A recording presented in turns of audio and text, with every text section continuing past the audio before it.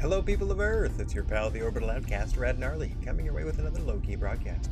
Today is Thursday, and you know what that means, it's GWA time! Time to once again stroll down the gnarly wrestling aisle and fire a pro wrestling world. First, I'd like to say hello to everyone in chat or checking us out on VOD. No matter where or when you happen to be in this great big old world of ours, happy to have you with us.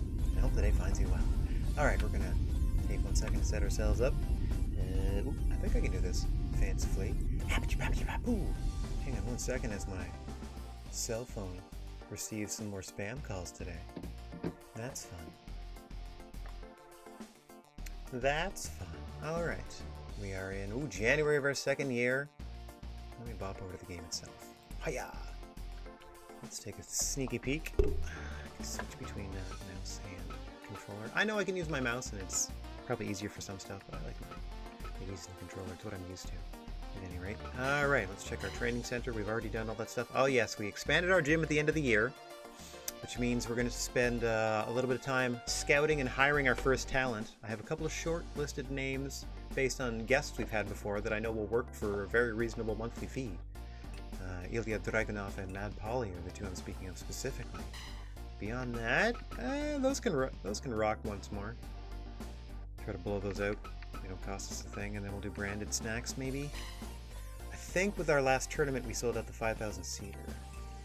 And we finally crowned our champion, but unfortunately, if I look at our wrestler stats here, I'm pretty sure everybody beat up. Yeah, there's our new champion. And congratulations to the divine Matt Robinson for being the inaugural GWA champion in this second generation. We're going to take title matches a little more seriously this time around, obviously. Houston is hurt, Robinson is hurt, Walker and Bullock straight up cannot go. So I have Howard, Williams, Tejano is... Everybody's beat up. I should take the month off, but I just took a month off. I don't want to do that.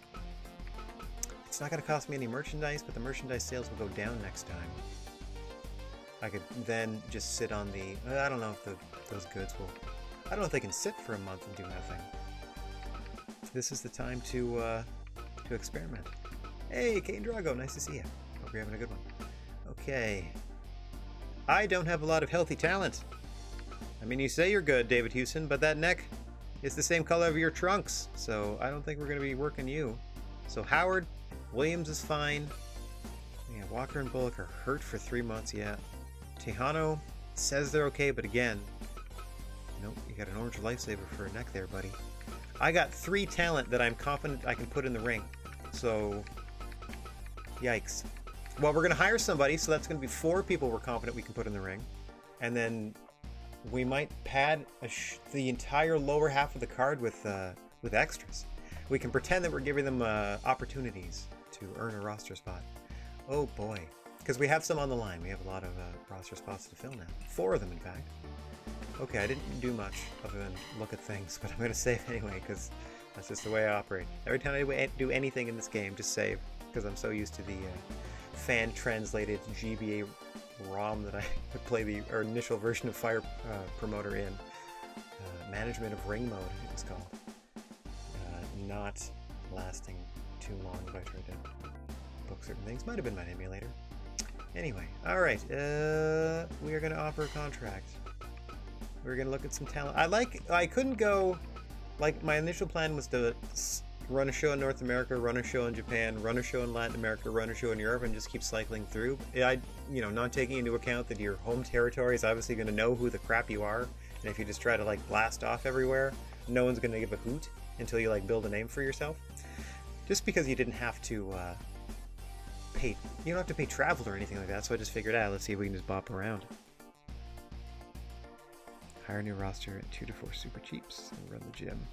Yeah, we are hurting for sure. Okay, yeah, it'd be safe to run the 16-seater or 1600-seater for sure. Alright, anywho, so as I was saying, rather than... Oh no, is Liger hurt? Oh, wow. Oh, in the Legends promotion, poor Liger. Okay. What I've unintentionally been doing since we started in North America, we have technically 6 North American talent, and then I went out and hired a free agent from Japan. And then I went out and hired a free agent from Latin America. So why don't I go ahead and hire myself a free agent from Europe? Ilya Dragunov is the one I was already thinking of. Ooh, it looks like they upped their price. Or maybe that was their asking price all along. I didn't even notice. Okay, C+, C+, though. Huh. Pretty good popularity. C+, C+, is just... But they put on such good matches. I mean, they're gonna get a bit of a boost just existing in my world. Hey, Juice! Thank you very much for the subscription, buddy! Nice to see you, pal. Hope you're feeling better and that I, you know, retroactively regret shaking the tambourine at you if you're not feeling better. But good to see you. Good to see you, pal. Okay. Not a lot of free agents here in Europe. What's up, Andre? Oh man, if only I could afford you. Good gracious me. How's your durability, though? I mean, you are technically 73 because everyone has their original birth date. So, like, they could show up and only work for us for a show or two and then hit the old dusty trail, but we get a bit of a bump, I think, just for being there in the first place. Okay. I might steal. I was watching Kane Drago's stream the other night, and he was also looking for talent. So we both sort of honed in on this Dave Mastiff fella. B&B, under $1,000, strong style, real solid popularity, a B in his home area, and already a C in America and Japan. Or the Americas, or, you know, North America and Japan, so not too shabby at all. Oh good, you're feeling better? Happy to hear it, bud. Alright, so super shortlisted is Dave Mastiff, who seems to be right up our alley, and Dragunov, you know, came in and did some good work for us. Doesn't mean I might still hire them for the show itself. Okay, Tyler Bate, listen, you existed for us. You were with us for like the entirety of the first generation of the GWA, and I gotta tell you, was never super impressed with your matches despite the percentage score. Maybe it was just your moveset that never really lit me personally on fire, as the guy having to watch all these matches and commentate on them. Ooh, the best kept secret. Not as good stance as that Dave Mastiff fella. Hang on, let me just alphabetize these happy few. Start from the bottom. Oh yeah, Zai Li. That, the beautiful, glorious European territory of China that she's from. Real progressive. Alright, Tyler Bate. Nope. Mark Cafe. This is mostly people from like NXT UK that just didn't get hired when we built the universe. Oh no, apparently. Oh, he's a free agent in Europe because he left Impact Wrestling, which is based out of Europe. Okay, so he already has a real good presence there. Yeah, it's looking like Dave Mastiff in a landslide. Looking at all these options. Oh, 3. I mean, I do appreciate the C's across the board, but not for twice the price of this fella. With them B's versus them B pluses. I'll take them double B's, baby, all day. Bruno, technically from Italy, sure. Let's go with that. Dakota Kai. I don't know why they don't do a quick Pornhub search before they name these NXT people. Like, it's got to be a joke, right? Apocalypsis. That's a dope name. You were a lucha style, though. I mean, I know people can change their styles over time. Not opposed to bringing people in. I'm trying to build, I guess, sort of an international roster. And that starts with good old Dave Mastiff. Big bad. All right. Very appealing talent across universes. They don't hate us, that I can say for sure. Negotiations require $1,000. That's a modest investment. So let's take them out for a fancy dinner, and we're going to lowball them because their salary is pretty low in the first place, despite their crazy stats. So we're going to lowball their signing offer, and probably going to have to give them a raise or two this year. Anyway, I got 3 strikes at this, so come on down, Dave Mastiff. Dang it. All right. Let's go ahead and quit that.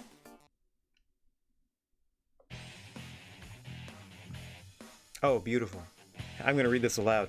Juice Pompanusum just posted, the Dave Mastiff Band's Clothesline Into You is one of my favorite albums. Mwah. I like Put Through the Table and Dreaming. Good work, buddy. All right. If I form a stable with Dave Mastiff, it is 100% being the Dave Mastiff Band, and it's entirely your fault. All right, so here we go. Human resources. Dave, do you have time to reconsider our generous offer? Did I say $5,000? I meant... Ooh. Okay, here's where it gets tricky. I have three kicks at this can. Do I try to lowball him again, or do I... that 10 grand is a lot of money to me. 10 grand is a big chunk of change, but it is a BB talent. They're starting with CCDB. Like, you know, I'm not expecting them to be popular in Latin America, nor am I popular in Latin America, but like, that B's going to cool off because I don't know how soon it's going to be until we can actually run internationally. But again, I'm trying to get the best international roster. Okay. So my third move is going to be 10,000 regardless, but there's no guarantee that he'll take that the first time. So do I lowball him? I'm going to lowball him one more time, and if that doesn't work, I'm going to cross my fingers that kicking it up to 10 grand does it, because I'm definitely not going 20. Okay, big risk. Would you consider $5,000, unlike last offer of a mere $5,000? How about $5,000? There! Thank you, Dave Mastiff, for grossly underestimating your own value. Awesome. Big beefy addition. Dave Mastiff. Okay. Got my text file up. Got a stick of juicy food. Just keeping track of what I can. Okay, we have a champion. We now have 4 active roster members that can potentially go in the ring. So that is 2 GWA matches. We're gonna do probably a 4-match card back in the gym, something light and easy. We can pretend it's like a talent scouting sort of thing. Clearly we're resting our champion. I did have plans to try to run like a #1 contender sort of thing between whomever performed. Like, I have the tournament results, right? Like the other people that performed well, but let me double check really quick in my text file and see who amongst those, like the semifinalists here, is actually doing okay. And of course, no, not a one of them. All the people that did well are obviously beaten to crap because they just did a one-night tournament last month. Okay, so we're gonna do our best to hire some friends. Hire some friends. You know who else I'm going to invite? Somebody from NOAA, because we sent Matt Robinson to NOAA. Let's try to find the cheapest talent from NOAA. I don't think we got anybody free this month. Or did we? I don't know. Oh, actually, you know, I can check that really quick without saving anything. Here we go. Blah, blah, blah, blah, blah. Anybody? We already have somebody. Oh, yes, that's right. Mahabali Shira is in from Impact, and Maso Inoue is already in from NOAA. Yes, we have 6 people. Oh, I'm in much better shape than I thought. Okay, look at that. Our opening match, Mahabali Shira versus Maso Inoue. Coming your way soon.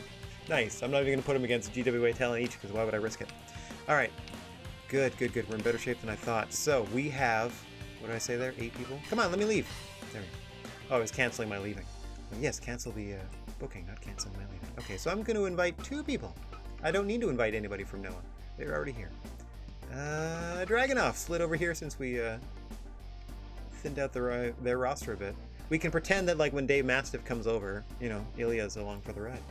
Assuming that they accept. Hey, buddy! Ooh, you were over $1,000 now, huh? You know what? Fine.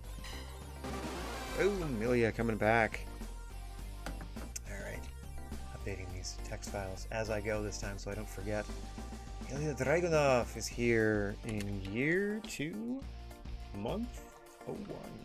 Welcome. We have a new signee. Oh yes, we also have some other guests. Masao Inoue is here. I'm going to put the promotion they're from because I didn't actually bring them in.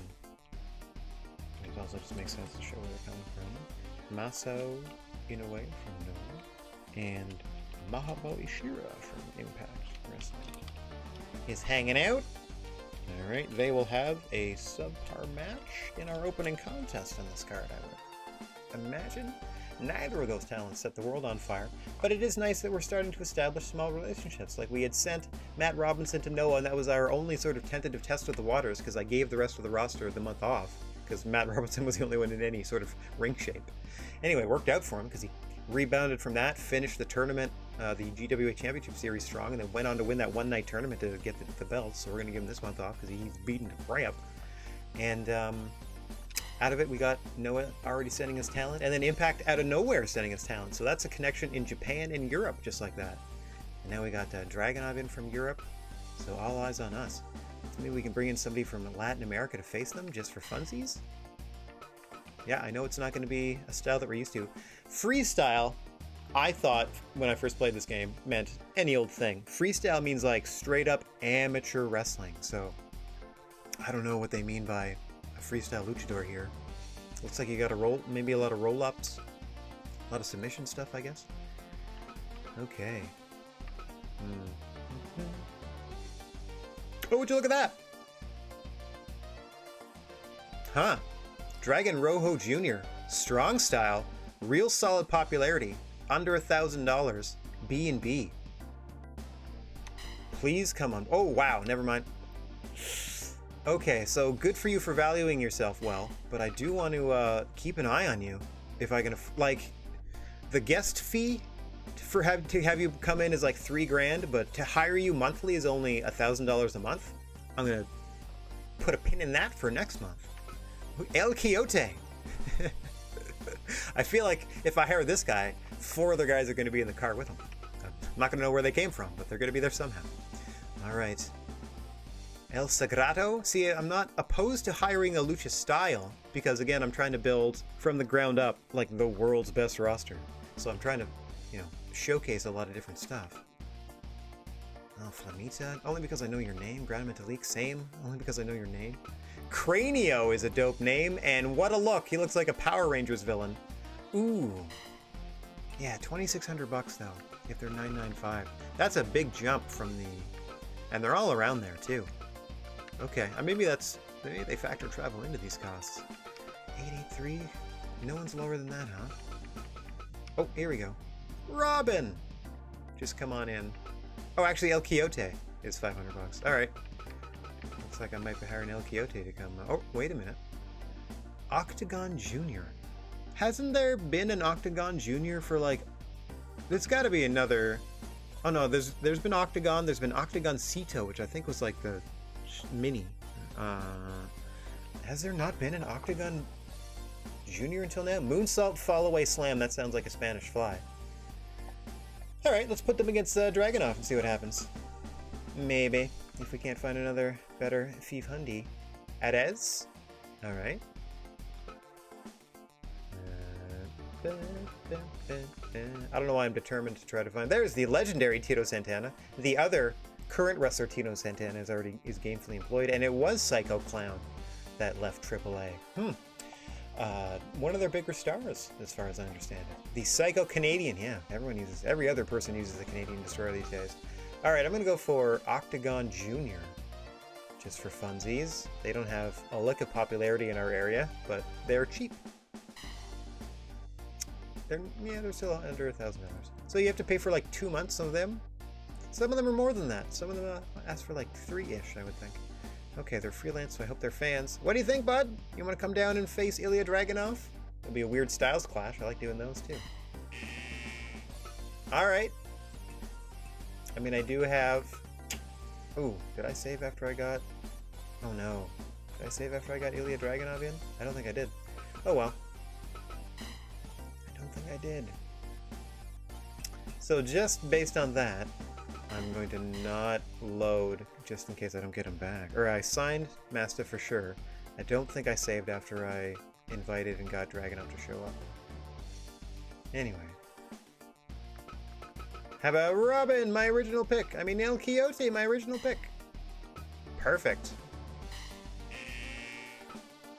Not at this sort of event. I don't even know what that means. Robin, my first choice. See, some of them are worth that, and they're like, see, they're worth 500, and they like wanted almost double that. This guy was worth 500 and wanted half. He wanted half what Robin asked for. All right. Apparently, it's difficult to get talent out of Mexico. Let's go to Japan. That would be fun. Just looking for some 500s. Trying to branch out beyond my rock solid Mad Polly hires. Ooh. What's up, How? How are you? Firebird Splash, Head Scissors Whip, Super Diving Foot Stomp. Oh, they were Noah talent for sure, eh? Yeah, they must be. Hideyoshi Kamen, yeah, backdrop driver. This is more my style. The legendary Hiroshi Hase. Oh boy, oh boy. Dinosaur Destroyer Jun Izumida. I believe no longer with us. Not sure about that though. Kairi Sane. Canaforgia. Okada is not employed? Holy moly. Okay. Yeah, it's gonna take us a little longer these times to book these shows.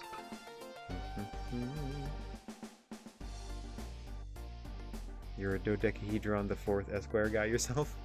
Same. Part of that Magic stable. CMLL. Okay. Hot Ocean. Punch Tominaga. Hot Ocean is a fun nickname. Yeah, can we get Hama? Can I get Hama in here? This is just for funsies. Can I get Hama? Come on. I'm not even bothering with... Alright, you're gonna make me hire Mad Polly to face Ilya Dragunov again? I mean, I don't mind, but I've seen that match. I'm trying to branch out here. Alright, let's open it up to the Americas. We have not actually hired any freelancers from the Americas, or hardly any freelancers from the Americas. I'm just looking at salary, so I'm going really fast. My apologies if we don't actually even load the models. TK Orion from Ring of Honor. The first one we see. We'll just keep looking. Oh! Hall of Famer Stevie Ray! Heck yeah! Stevie! Breaking my heart. We'll find somebody. It doesn't really matter.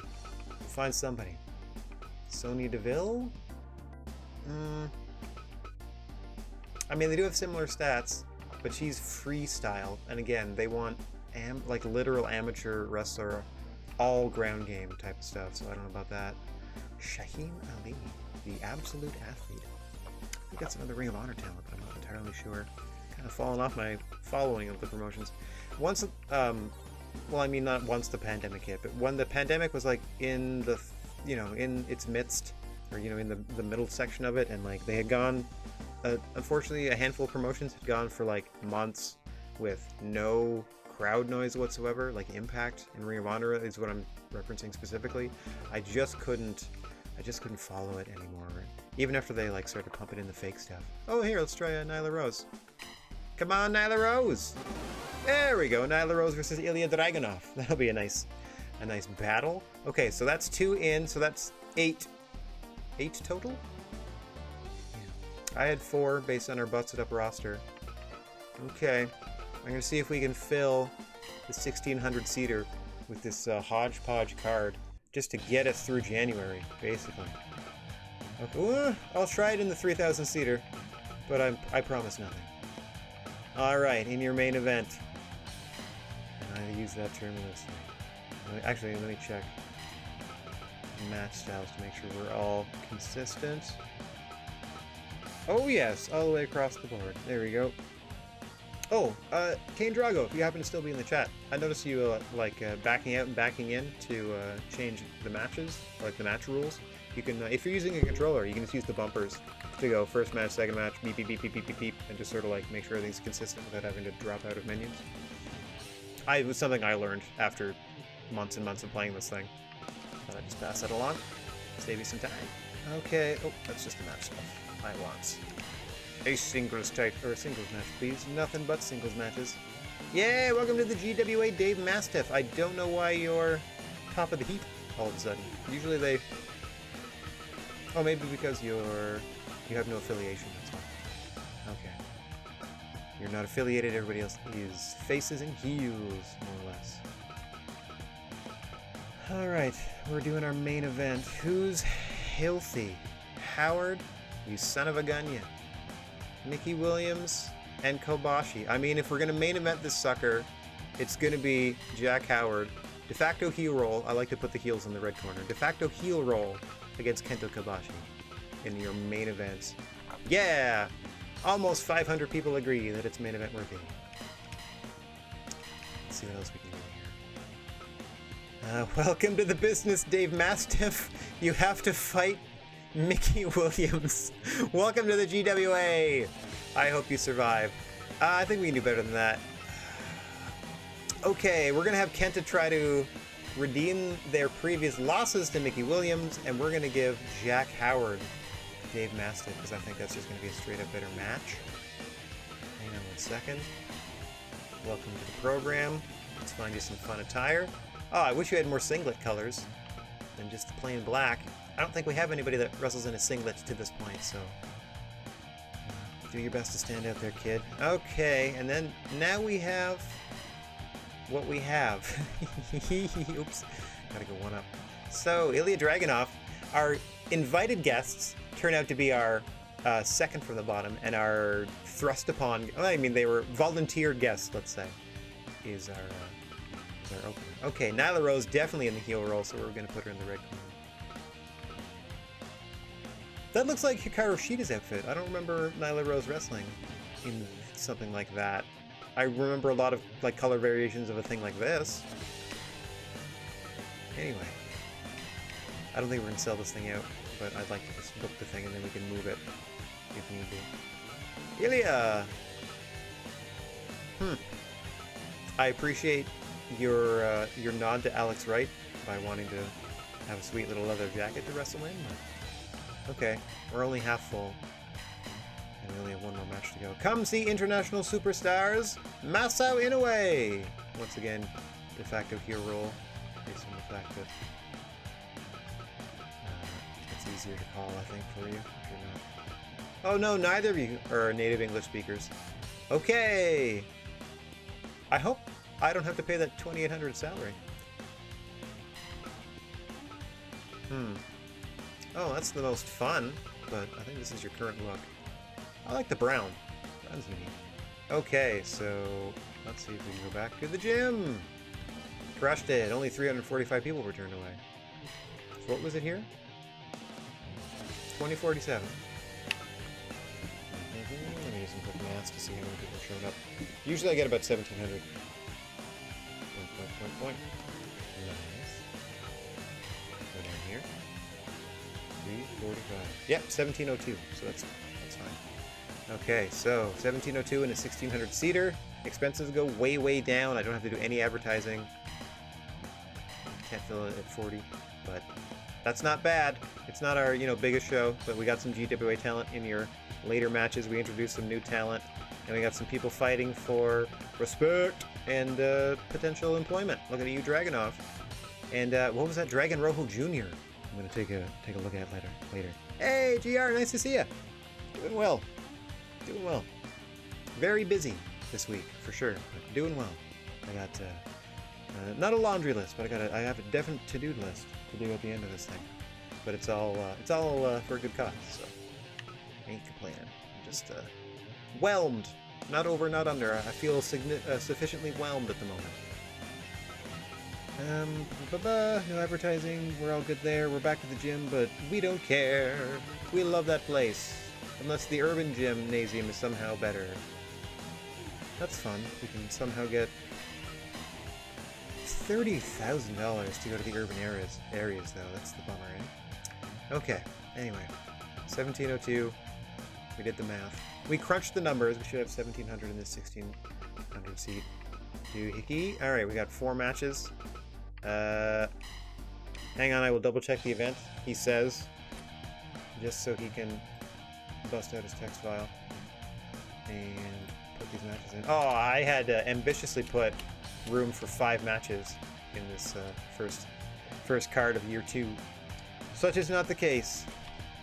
Shira, I can always grab this information later, but I like to at least see who I'm booking. Dragunov, the Nyla Rose, Dave Mastiff, the Jack Howard, and in your main event, Kenta Kobashi, trying to wash the stink of repeated losses to Mickey Williams off of his professional wrestling record by at least getting the W. Bit of a feud developing between these two, because Kenta Kobashi keeps getting cut open early and then Mickey Williams will inevitably end the match by either locking on that torturous headlock where he's just like literally like wringing the blood out of his forehead, like he had like a big carpet or something under his arm, and he's just trying to like wring the, like, you know, his basement had flooded, he's trying to wring the moisture out of a carpet. Or a seated Cobra clutch where he leans back, making you arch your back in like that Cobra, like, I don't know, yoga move or whatever, you know, that kind of feels nice, but overextending that whilst you're dealing with fighting for breath in a Cobra clutch. The King Cobra hold, it is called. Absolutely devastating. Anyhow, Itagobashi has a bunch of moves that he can use to kick some butt. I'm not too worried about him. Maybe if he goes down 0-3 to the guy, I'll be a little worried, but we're okay. Okay, how we feeling about resources? Oh boy, we've already spent 26 grand. And that's what we hired a talent. We had to wine and dine him. That's 6 grand right there.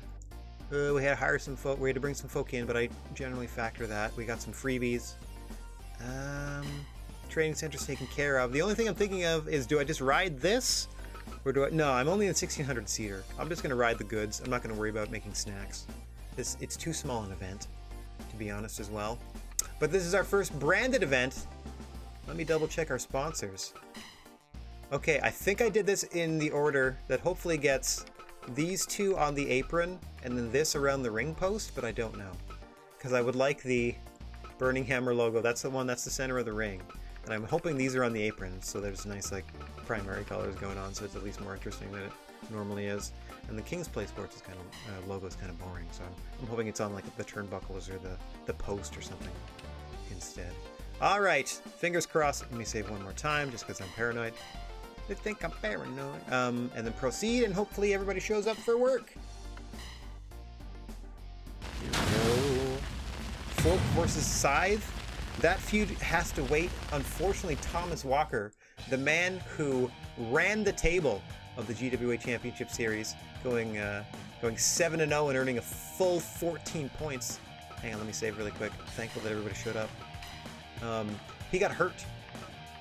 He and the man that defeated him in the first round of the actual championship tournament, Bill Bullock, unfortunately, took it out of each other to the extent where both of them are out for 3 months. Thomas Walker apparently for like overexertion, and Bill Bullock for a very specific neck injury. So that will happen, but I also feel like Thomas Walker has a legit gripe and claim to a potential title shot against Matt Robinson, because there's nobody, at least when he left for this injury, there was no one on the roster he had not defeated in a singles contest. Mind you, he had suffered a non-tournament loss that may have played into his losing the eventual tournament itself, may have shattered his, or rattled his confidence a little bit. Anyway, we're going to see how our friend from Impact, Mahabali Shira, and our friend from Noah, Masao Inoue, get on here in a little international talent showcase in our opening contest. Clearly, we don't have a relationship where they're sending us their best and brightest, but that's okay. We're not quite showcasing our very own best and brightest. Oh, Jumbo Mart is on the turnbuckle pad. Okay, so that means King Sports is going to be one of my aprons, and the other apron's going to be that nice yellow one. That's too bad. I tried to pick them in an order where we put them in a certain place. Maybe I did, and I didn't even realize. So it goes like apron down, post, and then apron to the side. Who knows? Let's see Masao Inoue. Not fancy offense. Going back to the eyes of Mahabali Shira multiple times. Also, I think just known as Shira currently in their Impact run. Stoppage there. Not quite sure what to make of Masao Inoue, the savvy ring veteran. We've forgotten more ways to cheat than Shira has ways to legitimately... Oh dear. Oh, thank you very much, Noise Star, for the follow. Hope you're having a good day. Happy to have you with us here. Big kitchen sink knee lift. I do not know why it's called that. You hit them with everything and the kitchen sink, and that apparently includes your left knee. Oh yeah, look at that nice yellow apron we got going on over here. We can have a nice blue Jumbo one next to it. A little fancier than the King Sport. Anyway. Roll up by Masao Inoue, as we were saying. There's more ways to end a match fairly or unfairly than Mahabali Shera has probably encountered in their limited wrestling tenure, at least limited comparatively so. Nice German, nice bridge on it as well. 2 count, says senior official Mr. Bigfoot. As always, the creature on feature in charge of the action here in the GWA, and I just realized my big dumb face is in the way. Which is fine for most things, but I like to do this when I actually run the GWA cards. Point! Let's just see the action. You can always just hear me. Hear me! Hear me! Alright. Back we go. Now working on the arms. Again, I'm not quite sure if he knows what to make of this. So anyway, these two, I can't imagine, have actually locked up in any sort of international competition in really real life, or perhaps even in wrestling universes, unless you were just going for a random singles matchup. And you can't get much more random than Masao Inoue versus Mahabali Shera here. Shera there powering out of the Boston Crab. Nice shoulder tackle. Now the men really establishing themselves as the dominant offensive force in this matchup to this point. Nice swinging neck breaker, and he's really proud of himself there as Inoue. As well he should be. It was very well executed. Once again, Shera trying to slow things down, and neither man is in a hurry, I must say. Crowd in this jam-packed gymnasium, still filing in. I believe we're still under the fire code, but we have more than the 1,600 that says it as a capacity, so we're glad to have you with us today. Our first sponsored show, Masao Inoue rolling him up in the middle of the Burning Hammer logo, gets a 2.9 from Shera there. You can see he's quite winded to this point. And now a small package from Inoue. Once again, Shera almost put down. And another beautiful swinging neck breaker. Back to it. And now a nice Boston Crab again across the Burning Hammer logo. Mahabali Shera in desperate need of that delicious and nutritious energy drink, Burning Hammer, providing 13 hours of unstoppable energy. Huge main event spinebuster. Standing variety out of Shera, but it doesn't keep Masao Inoue down for long. He's opened that clothesline well. Fighting for all he's worth, but you can see he's got to take time to take care of himself to Shera and halt the offense. That gives Inoue time to recover. Here comes Shera off the ropes. Nice stomp just in the back, middle of the back. Just trying to stomp and stab the spine of Inoue.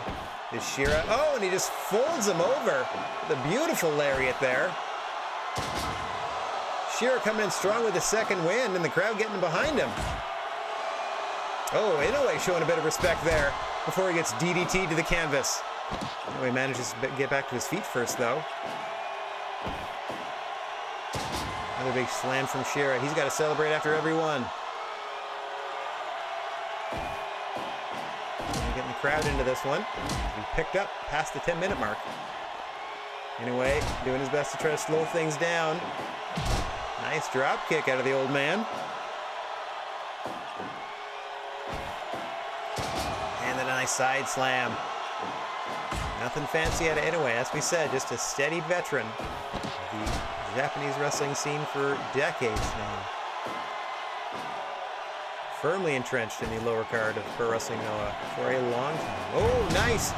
Nice extension on that flipping power slam, but Shera able to get his pinky toe on that bottom rope. And that broke it up.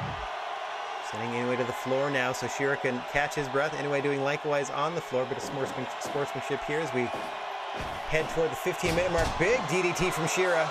Looking to put him away, but again, he's got to pose first to Shera, and that could cost him. Got to stick on your opponent here, kiddo. Oh my gosh. And he stole Inoue's backbreaker.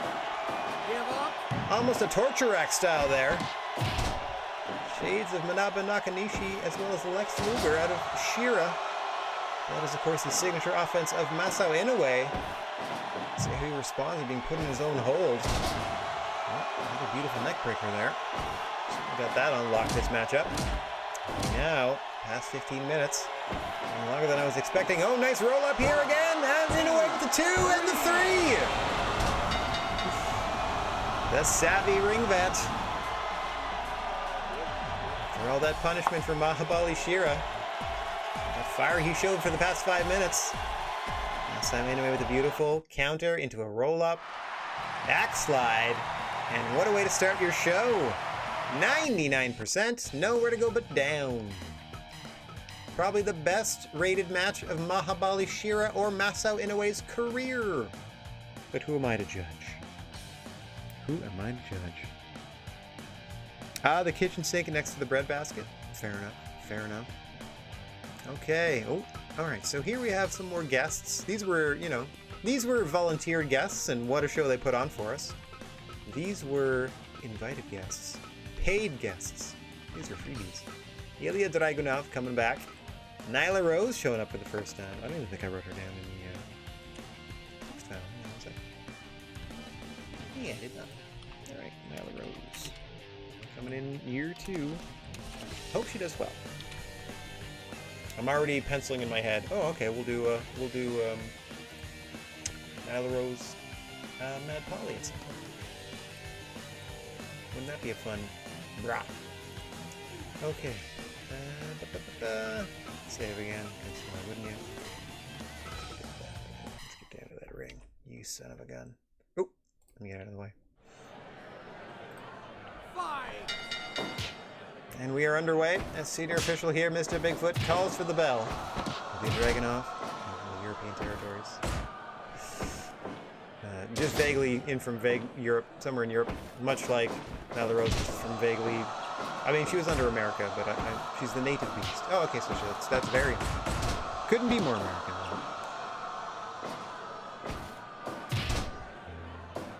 Sometimes that tends to mean Aztec, though. But I don't know.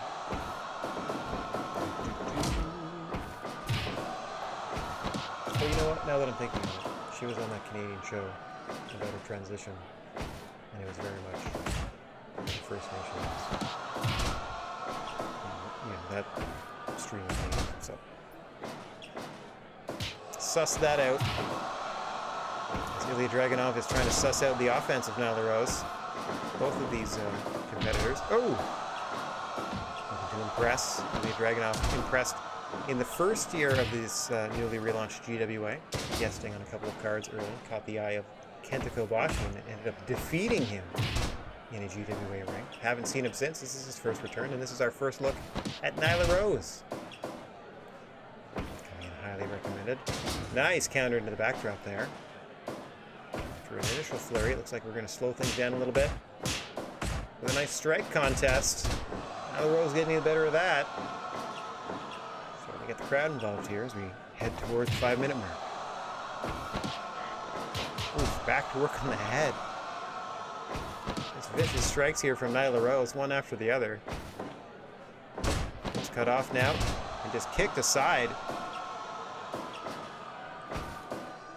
Big body slam there. Dragunov just takes a moment to stare at Nyla Rose. Just indignant that he got a body slam, I suppose. More swinging neck breakers. Might be the move of the night. Like fisherman suplexes on King of the Ring 1998.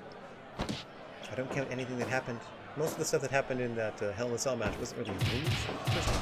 But most of the other matches, I remember fisherman suplexes on the place. Shamrock, Venus, Rock did one at some point. Anyway. Oh my gosh, rapid fire smacks across the face from Dragunov, but that just seems to anger Nyla Rose. She continues, tries to continue to press the advantage. Dragunov senses an opening. He's going to try to get back into this thing. Nicely done there again. Confusing Nyla Rose and dropping her with a Death Valley driver. It's Dragunov. Electing not to go for a pin, though. Did a quick spot check at the time. We're in sub 10 minutes. Perhaps he didn't feel he did near enough damage. Oh, the People's Spinebuster there from Ilya Dragunov. Gets caught in a big Samoan drop in response. And both competitors here starting to trade some of their more heavy-duty offense. Get the crowd involved and defeat their opponent. In much the same time, another big Death Valley driver. But both competitors are up to their feet at the same time. You saw Nyla Rose was dazed there, and that allowed Dragunov to continue his advantage, at least momentarily. Oh, bowled over is Nyla Rose, who was anticipating Dragunov coming up the ropes there. Sent into the corner this time. Nyla Rose just hammering away with those forearms.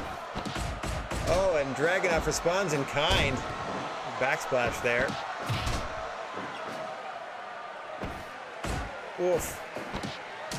With him going at it. Center of the ring. Looks like Dragunov setting her up for something. Nope. It's cut off once more. Hard to maintain momentum. A lot of these contests. Oof. Snap the midsection, just trying to drive the air to Nyla Rose. You can see it working there. She's starting to suck wind. Ooh! Knife edge chop across the eyes. Check those fingernails. I want to rake a cornea. So now, those competitors taking a moment to catch their breath. And here we go. Reset at about the 11-minute mark. Nyla Rose going back to work with those big strikes. She's a clubbering in there. Oh my gosh, deadlift into the doctor bomb. 1, 2, no! Kick out, that may have been the beast bomb. But Ilya Dragunov out at 2.9 and then wins that big strike battle with the roundhouse lariat into a cover. Nyla out at 2. And the first big pin attempts of the matchup. And Dragunov back to work with those strikes. Just battering the face of Nyla Rose. Oh, back to it. Oh, and she responds with a huge lariat, folding him over. And one to the back of the head now. More work on the neck and the head with that neck breaker. Now trying to cut her off with a simple trip. Pushing her away from the ropes. Off the ropes he comes. Missing wildly with that clothesline. Back to the neck goes Nyla. Dylan Dragunov to bring it on. Unable to connect with anything from the go behind. Stomp to the back this time. Off the ropes for Dragunov. Trying to suplex Nyla Rose out of the ring, I saw. Couldn't quite do it, but scoops her up for a third Death Valley driver. And again, doesn't elect to go for the cover. Guess he doesn't trust the power of his own DVD. Another swinging neck breaker. Nyla Rose, meanwhile, focused on that neck. As much as Dragunov seems to be focused on that Death Valley driver. But again, not going for the cover. Oh, drop with a huge clothesline by Nyla Rose. Definitely doing damage. As you can see, she is hurting for certain. But Dragunov leaves himself susceptible for a second. Beast Bomb, 2, 3, Nyla Rose! Picking up the victory in her debut in a GWA ring. Let's see how her efforts were appreciated by the crowd. Don't think that ever really got it. 87, yeah, I was going to say. That spinning powerbomb, not quite the beast bomb. Never really got out of third gear for me, but some good stuff there. 87%. I mean, as I said, there was nowhere to go but down from that 99. I mean, obviously you can go up one more for 100, but I wasn't anticipating that happening at all. Okay, now we're finally featuring some GWA roster talent. Oh, hang on. Before we do that, let me boop over here and do my little text file. Nonsense. And just for funsies, y'all can watch me gaze off into space whilst I do it. Okay, so way down here. Masa Inoue defeating Shira in a heck of a contest. 99% in fact. Alright, and then Nyla Rose coming up on the winning end of things. Is that Ilya Dragunov's first loss? Can't. Alright. 87%. 1 point. Okay, certainly didn't match Dragunov's match with Walter in really real life this past year. But still some good stuff there. Let me get it out of the way as we get down to the ring. Where, as we said, the first of 2 matches featuring actual GWA roster talent. Jack Howard, the Hollywood Hunk, taking on the newly acquired Big Bad Dave Mastiff. Don't know much about the man. I should have memorized his finishing and signature maneuvers. But Mr. Bigfoot has called for the belt and we are underway. I don't know if Jack Howard was perhaps mocking Dave Mastiff for being a little shorter than him by aiming that big boot well above his head. But you can see them sort of stalemate in a couple of tests of strengths. Jack Howard looking for a first impression here of Dave Mastiff, and so far he's just sort of bodied him out of the ring. Looking for Dave Mastiff to bring the fight to the Hollywood Hunk. Prove why they were worthy of a contract. Whoa! With a rodeo stretch here from the Hollywood Hunk, a very unique submission maneuver. Usually see in the early part of his matchup, not so much in the later stages. Nice fall-away slam there. The Scott Hall signature sack of crap, though he doesn't call it the sack of crap. He's puff your opponent over your head. It's up to them to land properly. Mastiff here. Not faring too well in the opening minutes of this contest. Oh, starting to come back a bit. Oh, goes for a power bomb or pile driver or something. In any event, Jack Howard had a counter for it. Still in the advantage now. Dave Mastiff trying to find their footing. Like I said, their first appearance here in the GWA ring happens to be their first contracted match in the GWA.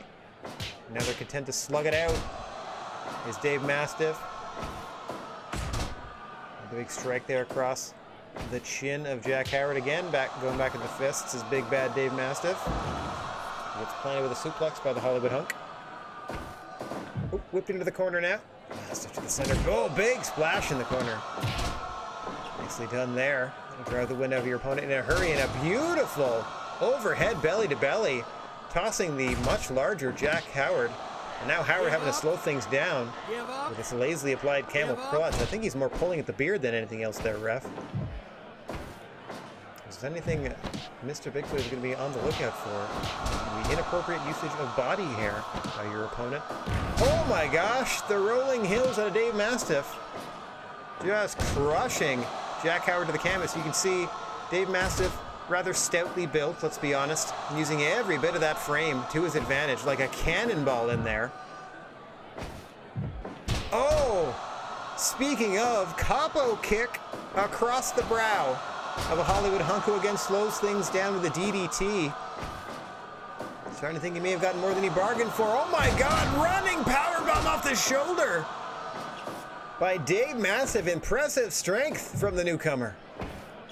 And another beautiful belly-to-belly. He tried to throw Jack Howard out of the ring.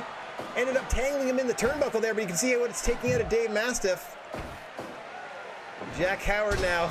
Snake eyes across the ropes, up to the top. Diving fist drop to the ding-a-ling. Welcome to the GWA Dave Mastiff, and follows it up with an elbow drop. Dave Mastiff going hell-bent for leather in the opening 10 minutes of this contest, trying to show the GWA faithful what he's all about. And what he's all about right now is a diving fist drop to the glutes from Jack Howard. Oh my god! The speed of that double underhook belly to belly from Mastiff may have put himself right back into this match. Oh, and that brainbuster may have taken him right back out. Oh, another diving fist drop to the ding-a-ling. This time he gets the rolling hills, does Dave Mastiff, toward the center. Dropping that big weight across the chest of Jack Howard, trying to drive the breath from his lungs, but nothing doing. Fist drop, not quite as low as the glutes this time. Small of the back, missing with the elbow drop. Jack Howard ascending to the turnbuckle way more often than he normally does here. Trying to adjust his strategy against Dave Mastiff and his low center of gravity, and how he can pop those hips and his impressive strength. Speaking of, beautiful butterfly with the extension, but Dave Mastiff's legs are under the ropes. And that puts an end to that pin attempt. Jack Howard looking to put an end to Dave Mastiff with all this top rope. Without the top rope onslaught, another diving fist drop to the buttocks. Oh my gosh, and one to the face that time. Greeny Boo, thank you very much for the host. Hope you're having a good one. Thanks for being here. Dave Mastiff again is looking for that running powerbomb into the center of the ring. Folds him over, 1, 2, 2.9. Hollywood Hunk just able to roll the shoulder in time. May have underestimated Dave Mastiff and might be looking to put him away soon here. As evidenced by that taunt he did, Dave Mastiff just acknowledging the crowd for probably the first time here. Big main event spine buster. Oh, that was a running awesome bomb. Excellent call there. Yeah, it's probably called like a running thunder fire power bomb, but yeah, that was a running awesome bomb if I ever saw one. And he gets dropped though with a brainbuster, just Mastiff. Howard back in control here. Drops him down with a clothesline. We see Mastiff still got some fight. Big headbutt there. And just for the differential in height, he was able to headbutt him in the chin, was Dave Mastiff. You can put your lights out if you bop on the button. Oh, discus lariat drops Howard into the cover. 1, 2. Out at 2 is the Hollywood Honk. Oh, I thought it was Mastiff's turn to either brainbuster him or send him to the floor with a suplex, but Howard able to counter. Says this is it. But here comes, oh, another powerbomb variation into the deep leg hook cover, just 2.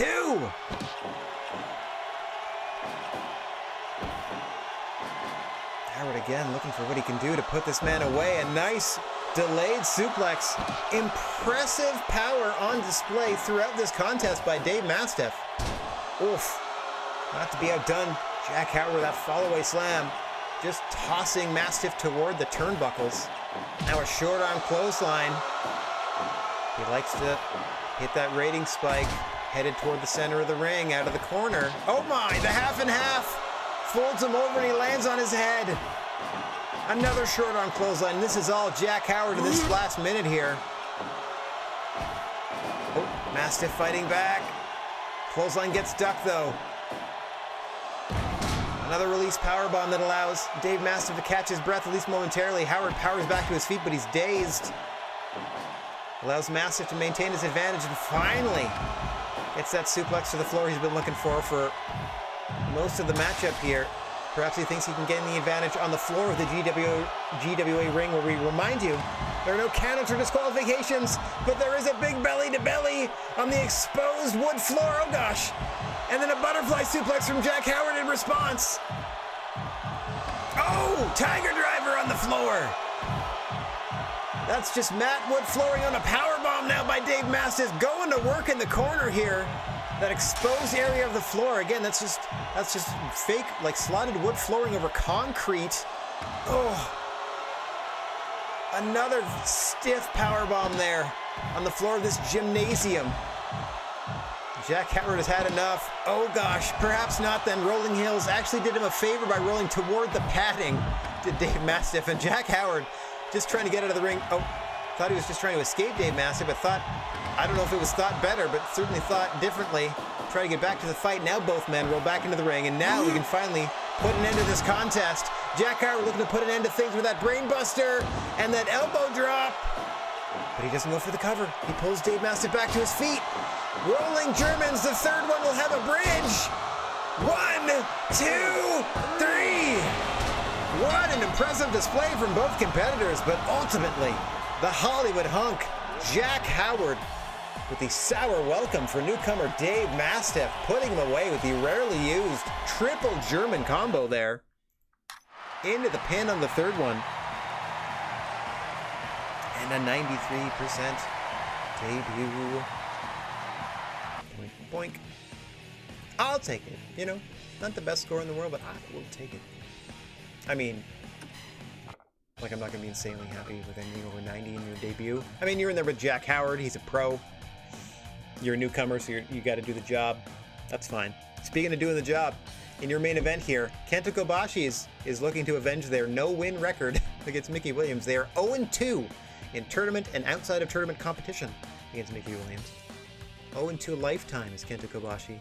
Looking to avenge that record in our main event still to come, but first let me take a second to write out the Jack Howard, or as I wrote here, Joak. Joak. Sounds like a the big Dave Mastiff in their debut with a 93% approval rating. Okay. Are you ready? It's time for our main event. First time.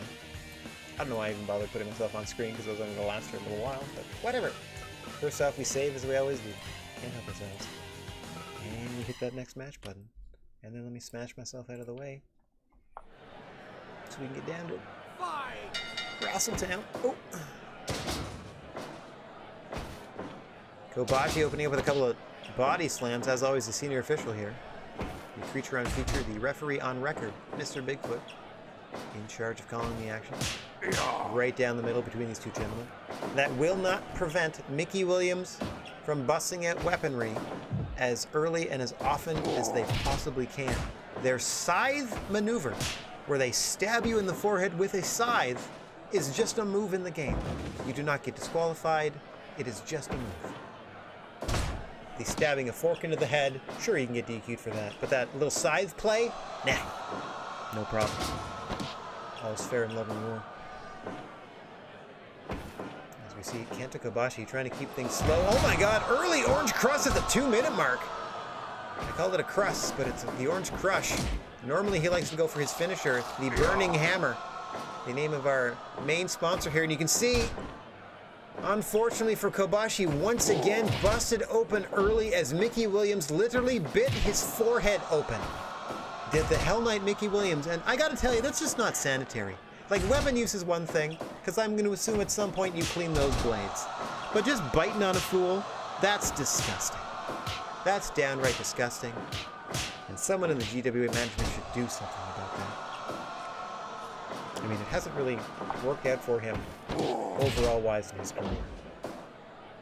Because he's nowhere near the title contention. In fact, was knocked out of the first round. But both of these gentlemen were knocked out of the first round of the actual title tournament. So both would like to get back to their winning ways. Nicely done there. Nice brainbuster by the busted open Kenta Kobashi. You can see the blood making its way all the way down to his chest now. Oh dear. There's that deadlift suplex there. That's his finish, I believe. Oh, and just counters with a stiff kick to the ding-dong. This Hell Knight Mickey Williams. Doesn't he have a rat's patoot about the safety of his opponent? Which is weird because he collects rat's patoots. And he's got plenty to spare. It's wild. Like, if anyone was going to spot you an extra patoot, it's Williams, but he's just not going to do it. Just not going to do it. As you can see him continuously working the groin of Kenta Kobashi. It's like the opposite of a Danshoku Dino match. Into a pin attempt here. Both hand pressed. Kobashi allows him just one.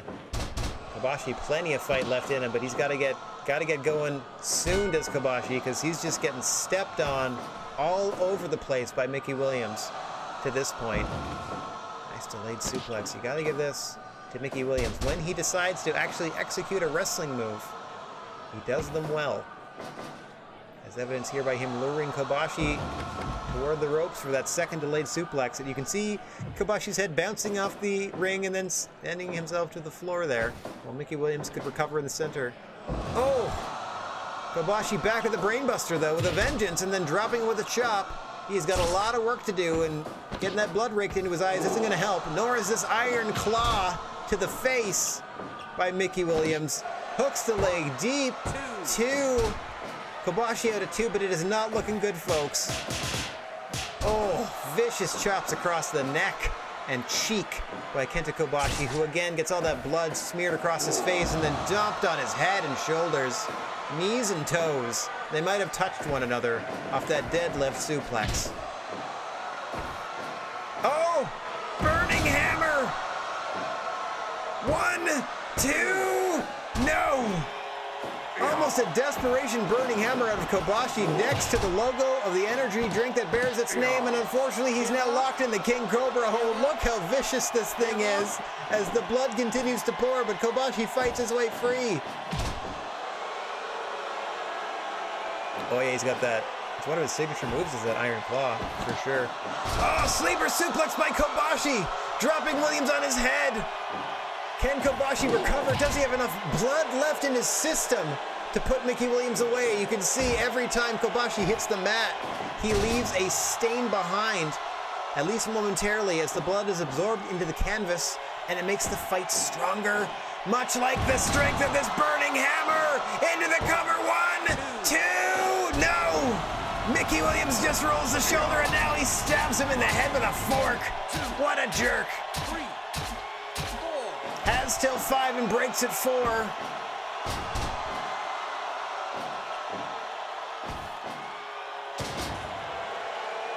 Now, sarcastically acknowledging the crowd as Mickey Williams before he once again lowers the boom on Kenta's little Kobashis. Kenta, though, dropping with that lariat, countering his suplexes. Kobashi, come on, Kobashi! Williams able to roll through that suplex, though. Another big burning lariat. from Kenta Kobashi, fighting for all he's worth, trying to finally earn a victory against Mickey Williams, who has resorted to nothing but these similar treacherous tactics in all of his matches in the GWA ring. Sending Kobashi off the ropes. Oh, big boss man slam. And now once again drinking it in, as you can see Kobashi just bleeding on the canvas once more. The life draining away. Oh, big bulldog from Kobashi. Oh, and a boot to the midsection drops Williams. Oh, and he goes low in counter. And again, taunting the crowd. But Kobashi again counters with a bulldog. There is still life inside Kenta Kobashi, though it is fading fast with all the blood he has lost. He's been bleeding for 13 plus minutes now. Back to the King Cobra hold. That should do it, and it will. Once again, Mickey Williams humiliating Kenta Kobashi by making the man bleed and then submitting him with a hold that literally drains the life from his body. That King Cobra hold, which 100% should be his real finish, but isn't. It's that deadlift that deadlift suplex, which is also cool, don't get me wrong. But I love that King Cobra hold. That is brutal. Kenta Kobashi did all he could, but it was not enough. Look at that. We averaged 93 overall. That's really, really good. That was a heck of a show. Despite Kobashi coming up short in your main event. Hang on. Let me write this all out. Mickey Williams defeated.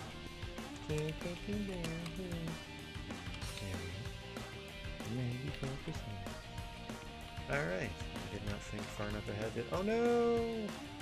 Who's being undue? Okay. To template this further than that. Hang on a second. Oh no! Oh wait! Oh, jeez.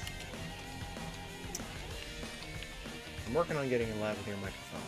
It's this microphone being in my way. Really, it's starting to get to me in terms of like I need to be able to see my keyboard to use it, or having a clear path to the second screen that shows me the chat would also be nice. Also, being able, I talk with my hands when I get animated, and I like to be animated on cam. So oh, not that I'm on cam at the moment.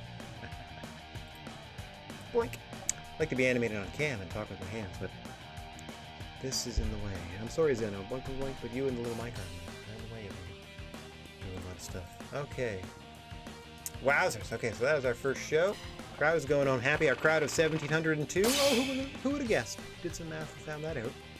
We'll boost our popularity for sure. Okay, so we had some tryouts, let's call them. Ooh, new 6-person tag team champs in New Japan. Congrats. Aerostar, I believe, just won the AAA Junior Heavyweight Championship. Nick Gage won the GCW Junior Heavyweight belt. I don't see Nick Gage as a Junior Heavyweight, but sure. Oh, we still managed to make 20 grand. That's pretty good. WWE has a singles tournament scheduled. Ooh, they might be finally crowning a junior champion, or is Otis defending the belt? New Japan is also doing a singles tournament. CMLL is also doing a singles tournament. A tag team tournament from Dragon Gate. I don't know if that's 6-person or 4-person or otherwise. Or just 2. Yeah, Mickey Williams, cleanest fighter in the game. I mean, cost us so much. Big Japan scouted Matt. Well, that's nice. There are so many Matts. But nice to see you, I suppose. Star wrestler Hogan has joined Big Japan. I need to go see if that's the Hogan I'm thinking of. Honestly, there are 2 in the game. Because he is a 2-time Hall of Famer, I do have him in here as Hulk and Hollywood. We'll see. Tenryu has retired. I mean, you're a bajillion, so that makes sense. That is to the dismay of fans because I'm pretty sure he was holding a title at the time. Oh, David Houston wants more money. And Japan is starting to take interest. And maybe they're doing articles on how sad it is that Kenta Kobashi is trying to start his career over in America and he can't even seem to beat the guy with all the weapons. Or like, look at how these Americans are treating him. They're stabbing him every night. How dare they? Okay. Let me do my management first. Training center, as always. I like to do my repair costs, which are lower than they have been, which is nice. So what am I buying next? Oh, one of my sponsors must give me a deal. Oh, I can't expand that until I do the gym again? Oh, all I want is that judo coach. Durability, yo. Stop busting up my boys. And Goyles when I eventually get Goyles. Right. So after 2 months and 29 left, I think we're good. But I'm also only going to do this.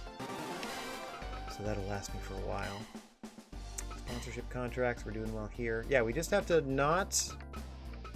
Yeah, the only stipulation we have is average match evaluation must be 50% or more. That's the end of the show has to be 50% or higher. And I'm pretty sure we're going to be okay in that regard.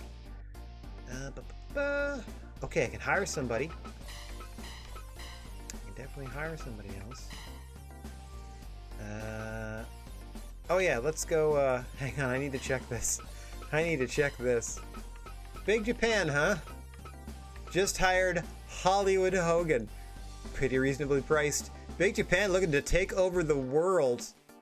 Has just hired Hollywood Hogan. That's amazing. Okay. Hell of an addition to this deathmatch promotion. Big Japan Pro Wrestling. That's amazing. Oh, where did I miss Matt's side out? Where did I miss that? Oh, is that the person that was you think was discovered? One point. Because they won't be in any sort of order, unfortunately, or they won't be in an order that I'll know.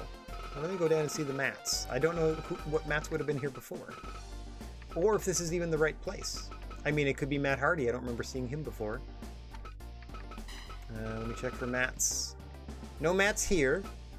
Latin America, no mats here as well. Europe, any mats in Europe? Nope. So I'm going to go with Matt Hardy was the person that they just scouted. Or that just means that they're discovered and they're now a free agent. Okay. How we doing, everybody? Okay, you got a little beat up, but you're still doing okay. You're definitely working again. Jack Howard could do with some time off, but they're still green. Well, I might put him in a tag match. Robinson is okay to wrestle, but I'm not going to put you in a title match tonight. Kenta Kobashi could also do with some time off. Okay, they're still hurt. Okay, everybody else is okay. Maybe I'll rest Kobashi and Howard this time around, and I'll hire us out somebody so we can do 1, 2, 3, 4, 5, 6, 7. We're gonna have 8, and then we might bring in 2 people and do a 5-match show. And since our champion is on the card, we might go back to the 3,000 seater. Okay, so let us back out, do this. We're about to go check out some talent. Should I just hire Dragunov? They do a pretty good job for us. Just hired from Europe, though. Let me hire from North America. Now they did a good job. There's so many North American free agents because that Hall of Fame went under. Ah, if only. If only, buddy. That would be a fun addition. I don't know how well it would work. How much are you? Luster the Legend? Oh, Reno Scum. Okay, 1/2 of Reno Scum, that tag team. Got it. Zabisco. Oof, Lacey Evans. Beast. Kylie Ray, who recently made a return to wrestling. I'm so glad I kept her in the mix here. She just came back to NWA, I think. No danger of being like overexposed or like, you know, fading in front of the glare of the bright lights when you're with the NWA. So, good for her. I mean that obviously tongue-in-cheek. It's good that she's back to wrestling and all. And I'm not trying to make light of her mental issues that sort of handicapped her success in a lot of ways to this point. Anytime she would get her, was seemingly getting her big break, she would step away, like, and there's nothing wrong with that. So, okay, I'm gonna try again. These guys are so cheap. Oh no, I'm gonna 500s. I think I should just like worry about not hiring particularly, but like, you know, bringing them in for a spot here and there. I keep trying to hire Darby Allin. They keep saying no. I just think it'd be funny. I don't just think it would be funny. I think it'd be a decent addition. But let me go ahead. Somebody around $1,000 go on. But the only other thing now is, you saw Tenryu already retired, and there were a bajillion.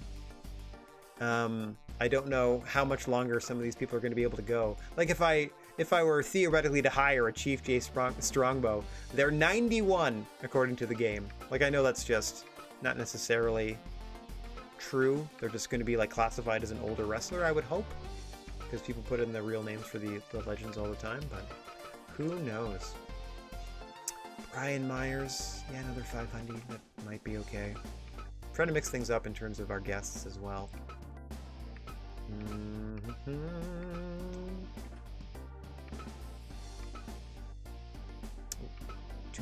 Too much. Atticus Kogar, that's a fun name. Yeah, Batista, the only champion, or the second champion after Pedro Morales of the WWE Hall of Fame promotion that collapsed under its own weight. Okay. Obviously you get what you pay for when you start things off here, right? Oh, freestyle is weird, but nuts to that. He's got the buckshot lariat and the deadeye. Okay, let me back up. Let me save this. We're gonna see if we can hire ourselves. I mean, if we're hiring our first North American, we're gonna hire an American. So let's see if we can get Hangman Adam Page on board. Okay. Yeah, both of the Dudleys are free agents. That's due to the fact that literally, like, when I set this thing up, the WWE Hall of Fame. Oh, let me try that one more time. The WWE. I love double E. The WWE Hall of Fame was its own promotion, and so every single member, excluding managers, was on the roster, and then I cut that in half because I gave everybody half roster, and the other group was half for free agent pools / people you could scout, so on and so forth. And then, like we said, the Hall of Fame promotion, after 3 months in the universe, collapsed under its own weight and folded. So all of those Hall of Famers that were under employ right into that free agent pool. So they're mostly North American. So there's a bunch of crazy talented free agents in North America, but they're also kind of pricey. Adam Page is ridiculously reasonable, and I'm hoping they won't hold it against him that he's a freestyle guy, because his matches in and of themselves won't be, because he's going to be wrestling strong style opponents in strong style matches. So we'll see. I think the match style to start with really only affects their interest in signing with you in the first place. I don't know any of that is true. I'm just going on gut, and my gut tells me sign the Hangman. Okay, fancy steak dinner, I'm assuming. Probably $1,000 just for the bar tab, and we're going to lowball them. We're going to lowball everybody to start with, because we're trying to cut corners where we can. If we can get you at a bargain, we will. How do you think $5,000 and your own GWA branded mini fridge? How does that sound? Okay, we're going to back out. Okay, I got 3 kicks at Adam Page. I'm going to try. I was successful last month, but I feel like I'm just going to go straight to 10. Because if he doesn't accept it, there's no way I'm going full. There's no way I'm going a bajillions. Whatever it is. Whatever the big one is. Yeah, there's no way I'm going 20. Should I give him the opportunity to say no twice to 10? Or do I give him one more chance to say yes to 5? You know what I mean? Because I only got 3 kicks at this can this month. I think I might have to go 10 just to overcome the style. But for a roster member, all right, we're gonna go for it. Oh, we're also gonna try to fill the 3,000 seater, so that's gonna mean we're gonna have a wider profit margin this month. We've already made our merchandise, and we're not planning on making more. Actually, we might make branded snacks if we sell out the 3,000 seater. But I got 2 more chances. Do I lowball him and try to save that money, or do I just go for it? Let's just go for it. Yeah, okay, good. We got him. I figured the 10 grand would guarantee we'd get him, so let's just put pen to paper, you know what I'm saying? Okay. Adam Page is part of the GWA in this generation. Dope. And I know for a fact they have a custom buckshot lariat, like outside ropes to inside, like springboard inside. I know it's a move in their move list is all I'm getting at. Okay. Hey, Vert, nice to see you. Okay, so we got our signee. That was a big one. That was a big one for sure. Let me save that if I didn't already. Okay, so we can invite 2 friends. Yeah, we're gonna invite 2 friends, then we're gonna book a 5-match show in the 3,000 seater for our second show. Okay. Let's see. I don't even know if this is worth it.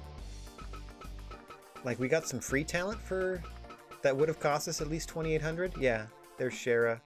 Huh, they're not even actually that trusted by Impact. I wonder why they sent them to us, just to be like, yeah, give you something to do. Okay, so there's no way you can afford any of these people on our own. No, how about, yeah, like none of you, I don't think. Oh boy. Yeah, since they're all occupied, who's... Oh, that's like a...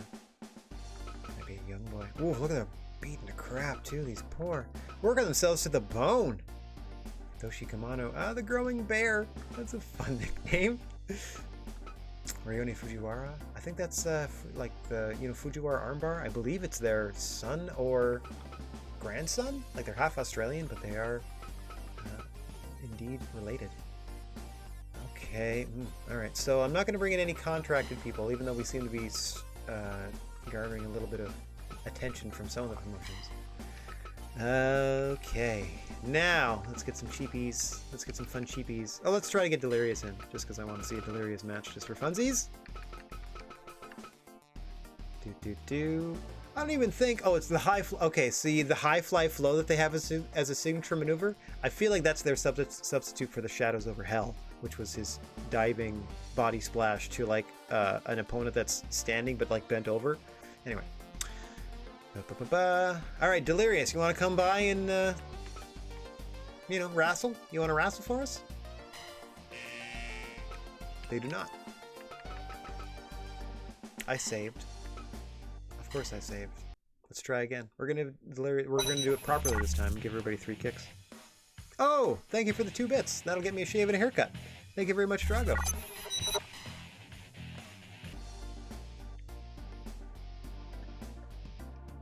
Okay.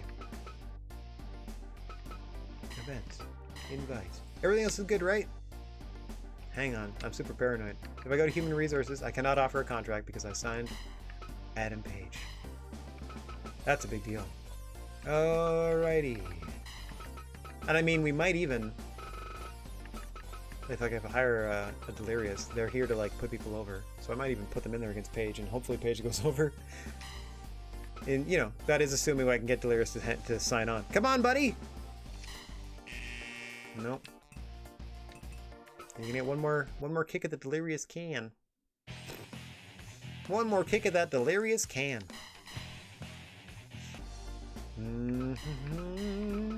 Okay.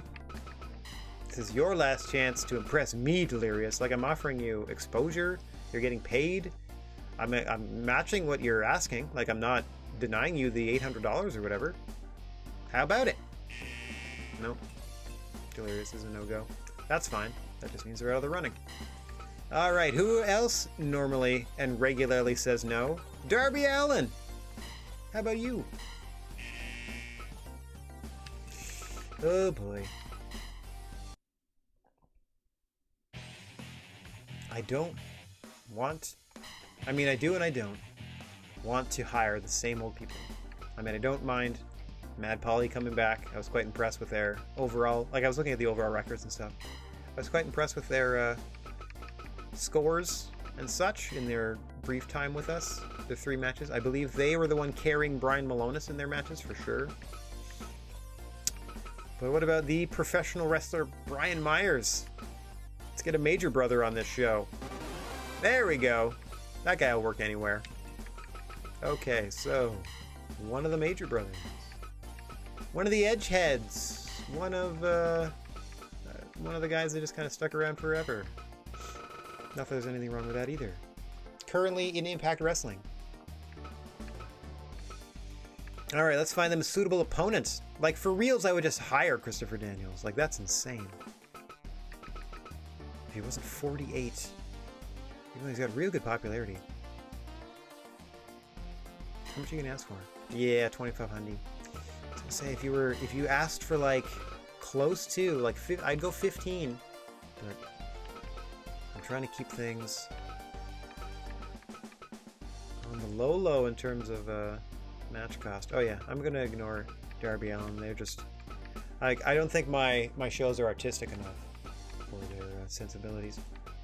We're just trying to find someone that Brian Myers. I'm sorry, this is kind of boring and slow, but I'm literally just taking a look at salary. That's my first and only consideration at this point. Oh, I know Josh Alexander could work well, but I'm probably gonna ask for way more than that. Nope, Khan I've had in before, so that's Connor Reeves. I don't even think I want them at 500. Kylie Ray, Lacey Evans. Like, I would put these two against each other, but I've already committed to finding an opponent for Brian Myers, so at least try to match them in size. There, this Luster thinks they're a legend, so perhaps them. Mel. Oh yeah, Mel. Remember them in AEW for a cup of coffee in the big time? We have here Yim. Oh yeah, Nyla we just hired. Let's bring Nyla back. Yeah, they do. Rick Moss. The Road Dog. Look at all these pricey free agents. I feel like their prices are going to start coming down. Oh, I thought that was like Scorpio. I was like, yes. I will hire Scorpio if I can get Scorpio. Alright, we're coming to the end of it. Like, Sting and Steve Austin are technically free agents. They're real pricey. Oh yeah. Come on, Stevie Ray. Ah! Okay, we did get somebody though. Brian Myers, Stevie Ray would have been great. Bonk. 2 more kicks at this Stevie Ray can. Stevie Ray Can. That's his musician name. Event. Invite. Free agent of North America, the legendary Hall of Fame, Stevie Ray. Come on. Darg. I don't think they're going to say yes the 3rd time, but I'll try once more. And then we're going to move on to someone else. Brian Myers, nobody wants to work with you. Well, nobody cheap that I want to see on screen wants to work with you. At least in North America. We'll, oops, I keep doing that because I know it's talent involved, so I go to the other talent section over and over. Oop. Okay, come on, Stevie. Come on, Stevie Ray. All right, perhaps some other time. Oh, look at Braun Strowman, a free agent. Who'd have thought? Okay, I'm still real interested in eventually straight up signing Dragon Rojo Jr. because they're strong style, they get really good popularity, they have really good stats. I'm gonna throw some money at them next month, I think. Okay. Oh yeah, they're all really expensive to bring in. I'm looking for $500. There you go, Kip Sabian can come in perhaps. Joseph Connors. Another Williams. Wait. Am I not?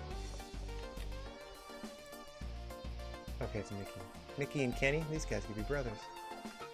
Alright. Cup of coffee. Mansoor! Undefeated! Undefeated on his native soil, as far as I'm aware. Okay. I do like just Apocalypsis as a name is cool. What about Sanjay? Okay. I think I'm gonna go with a free agent Japan. No, not Yuki Sakaguchi. Yuki Sakaguchi. Oh, Sakazaki. Sorry. Nope. Oh. Okay. Oh yeah, I censored the name of his finish. Okay. Oh my God, Nagata's a free agent. Yohei. Oh, Yohei's dope. I would want more of a heavyweight for this though. Okay. Not Toro. No. I mean, it's going to be undercard talent regardless. There's nothing wrong with that. Not quite as undercard as Stalker Ishikawa. But that's, you know, we're not going like full comedy. If that were the case, I would just book a full comedy match. I keep trying to get Ryota Hama in here because I think it'd be awesome. Come on! Duh! Alright, we're going to try them twice more. They're going to say no, but we're going to try them twice more.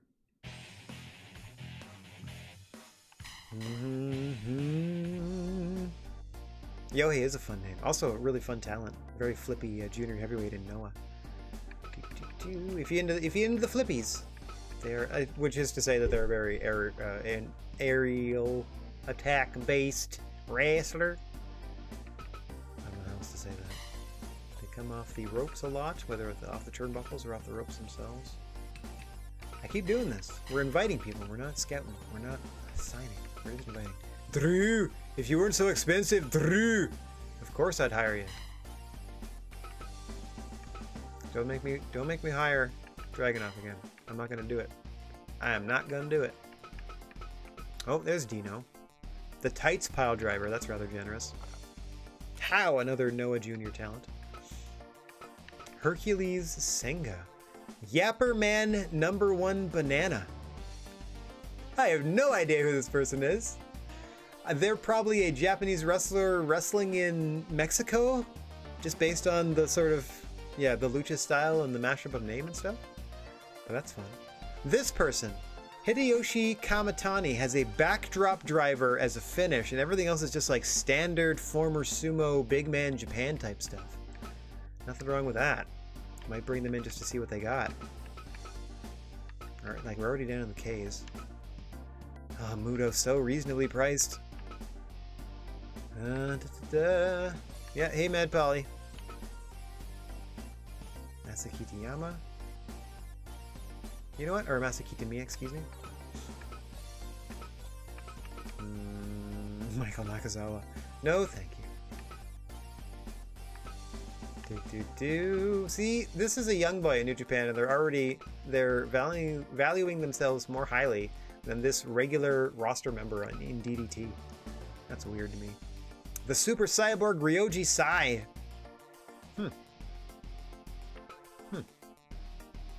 Okay, Hama. Come on, buddy. Dang it. I'm sorry, Brian Myers. No one wants to wrestle you.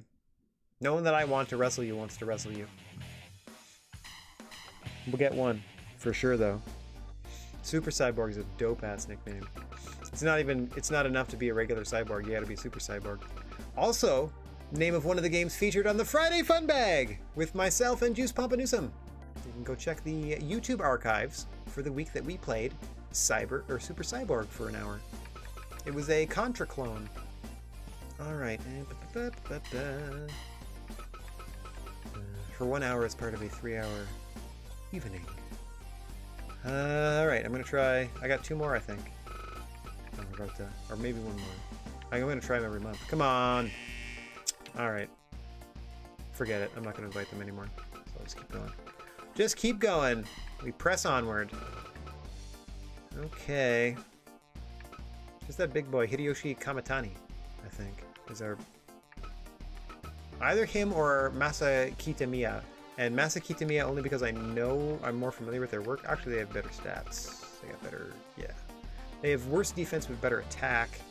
How are they doing popularity-wise? They actually have a little bit more popularity locally. So let's give Masa Kitamiya a shot. You can see them being a heavyweight wrestler despite being 5'7". That's not going to stop you. I look at Tomohiro Ishii as a blueprint for the little tank that could, in terms of a Japanese wrestler. So, all right, Masa, what do you think, bud? You want to come on down? This isn't going to go well, is it? Is it because you're so far away from me? We'll fly you out. It's taking a lot longer than I was anticipating, if I'm perfectly honest. Our next event better be a breeze to book. Okay.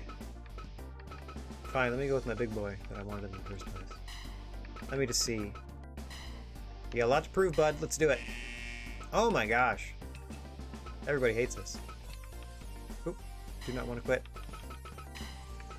I mean, if I'm doing 3 strikes on, more than one person at a time, it's not the worst thing in the world, right? So let's do Masa and the other one at the same time. How about you? Let's give you a second chance. Boom. That's 0 for 2 for that person, and then 1 on the bigger gentleman. Accept your fate that it's Matt Polly or Malone this time. No, I refuse. I got 1 new talent. I got Brian Myers, and I trying to, vary our guests because I don't want to get stuck looking at the same people unless they're on our roster. Come on now. Okay, so... Oop, I didn't... Point. There we go. I gotta alphabetize. Alright, second chance at you. Don't make me do it. Please don't make me do it. I mean, I got nothing... Like, I'm a big fan. Like, they crush it every time they show up. Oh, they have better stats than Masaki Tamiya. Dang it! Hey, Mad Polly. Welcome aboard. Alright. Fine. I mean, you know, I bust the guy's balls a little bit, but it's not like I'm not eventually gonna probably offer him a contract. I would think like the 12th out of 12 slots, maybe we'll try to get Mad Polly involved. Anyway. Okay. Year 2, month 1. I think we have enough to do a 5-match card. So we can finally book this sucker.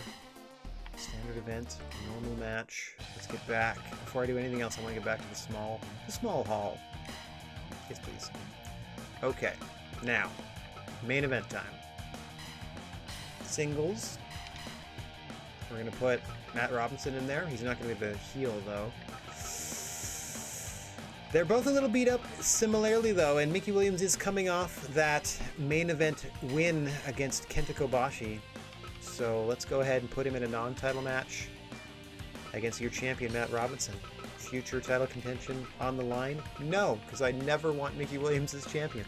He, at best, will be our, what is it? I don't want to necessarily call him an attraction, like a sideshow oddity as a heel, you know, whatever. Because, like, I don't want to compare him to, like, a Brody or anything like that, but that's kind of the role that I had envisioned for him, is he's just the crazy guy, whatever else. All right, Mad Polly, Brian Myers. Laying it all on the line. Oh, I should have checked this different.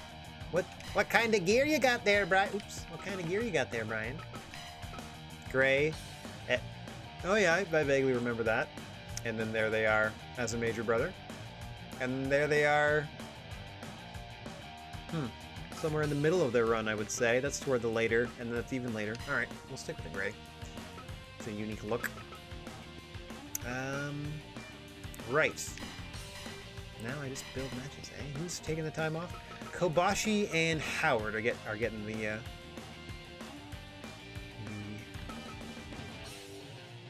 I gave Houston money, didn't I? No, I didn't. I can do that after. Remind me to pay David Houston. He wanted money and I haven't done it yet. Alright, I want to do Dave versus David. David Houston and the de facto heel, just because they're the vet, and we're going to put Dave Mastiff, who is slowly going through our roster here, which is nice. I mean, everyone has to slowly go through it one single match at a time, with the limited number of people we have. Okay, yep, that's everybody we have. Wait, I thought I had enough for 5. How do I not have enough people? Hang on. Because I'm only resting 2. 1, 2, 3, 4, 5, 6, 7, 8, 9, 10. Okay, so that's 8. Because I'm only resting 2. And then I have... Yeah. Maybe I'm doing this wrong. I'm trying to fill 2 more matches, am I not? Do I have 4 available people? Am I just insane? 1, 2, 3, 4, but I can't use Kobashi or Howard. Oh, that's right. Bullock and Walker are hurt. Dang it. Alright. Well, we'll try with another 4-banger then. Adam Page, El Tejano. That's a heck of a debut. Welcome, El Tejano. And welcome, Hangman Adam Page. Oh, no long tights when you said it. Not yet. Boink! Ooh, pretty close. Ooh, dang it. Okay, I gotta back out and see if I can find some more schlubs. I don't even care who. I want to sell out this 3,000 seater because we can get 60 grand. They're not going to be, the expenses aren't going to be too terrible if we can just get somebody to show up. Don't even care who. Hi, what's up? There we go. Welcome to the show, Jamie Hayter.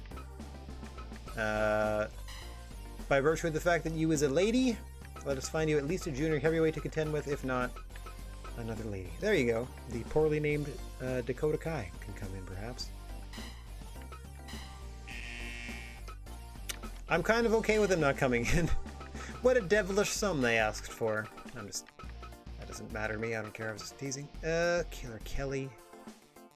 Yeah, nobody really knows who they are, but they're going to be good enough to put butts in seats. Ah, why are you so much more expensive? Probably because people know who you are. Oh, there we go. Xia Li.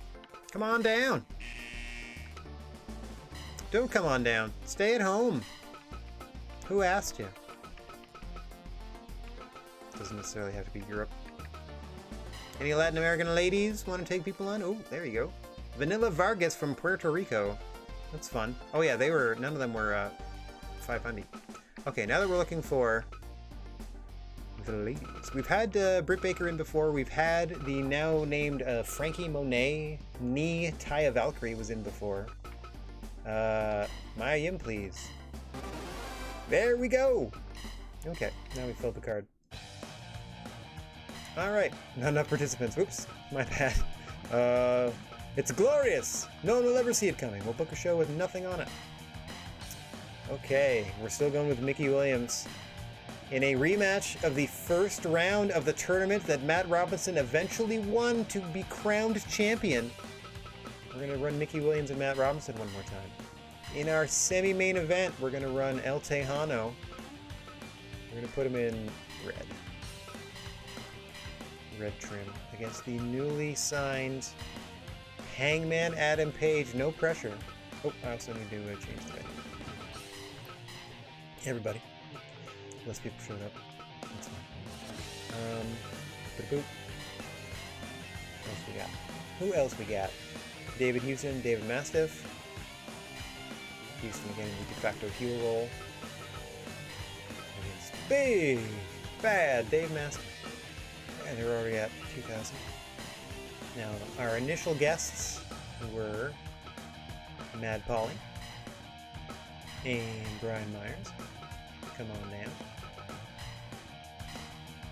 And we have now added, and we're going to sell it by a wide margin now because we got these. Howard and Kabashi are chilling because they're the only two in poor condition.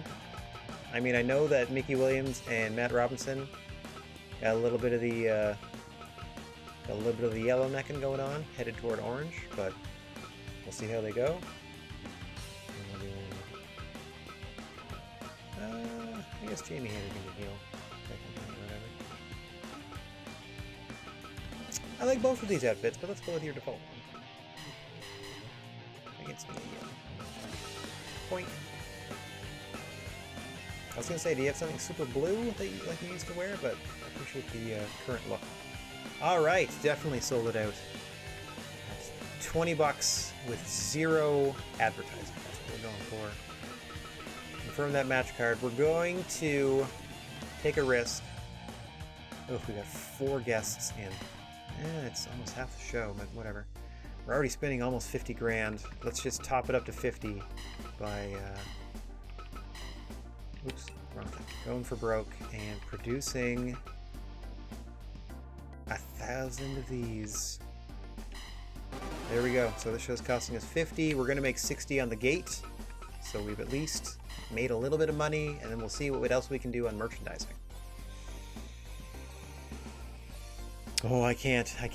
I'm not gonna give Mickey Williams a title shot. Even if he beats, I don't know. I might consider it if he beats Matt Robinson, but I also don't like that booking. But there's nothing I can do about it since we're simulating matches. So I'm not gonna be too upset if it happens, but I do not want Mickey Williams as our champion. Oh dear, what a disgrace. Because also waiting in the wings, we also have another dirty cheat, Thomas Walker coming back. And then, unfortunately, I can't make changes to the edits, so there's no way I can be like, oh, Thomas Walker's back and he's like had a change of heart and delete the fork move or like the low blow or whatever and like put him on the straight and narrow. Same with Bill Bullock. I can't have him come back and see the error of his ways and like delete the 1 or 2 moves that technically make him a heel and have him come back a face. Anywho, we are going to hit proceed here, which you can't quite see because it's behind some of our celebratory information on screen.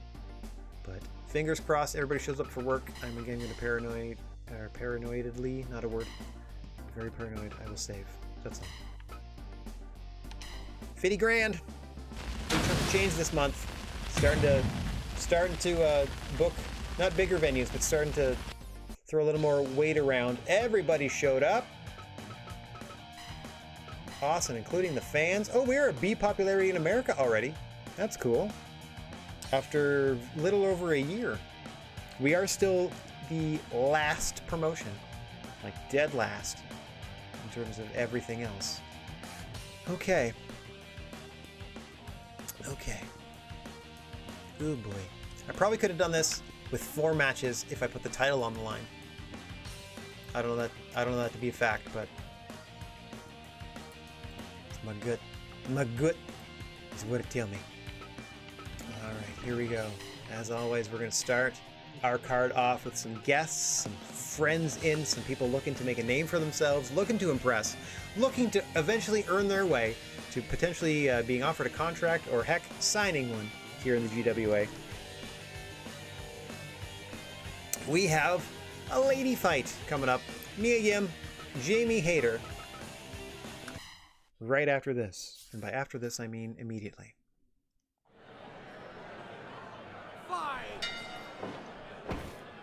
Ooh, pardon me while I mute the microphone for a second. I'm feeling a little gassy. Had one too many Burning Hammer energy drinks earlier today.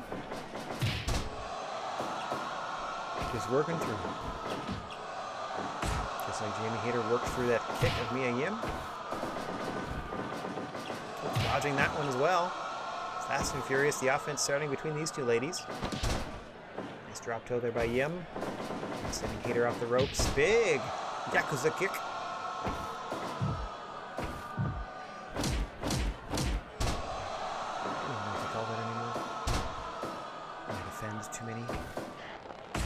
I don't like that the yellows don't match between the Burning Hammer and the other yellow apron, but nothing I can do about it.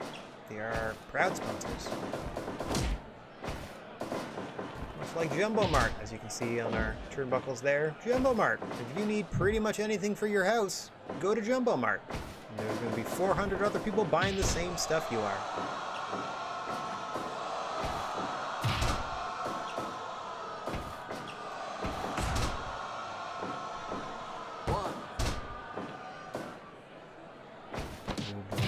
Williams, Thomas Walker title feud. Oh boy. Ambulances standing by. I mean, we already had that in the championship series just the once. And both men came out the worst. Where Thomas Walker, actually, that was the only match he won where he did not use a weapon. He beat him clean. Probably to prove a point. Much like the point of the boot. Mia Yim there hit the chin of... Oop, I forgot the name. Jamie Hayter, thank you. My producer tells me it's Jamie Hayter.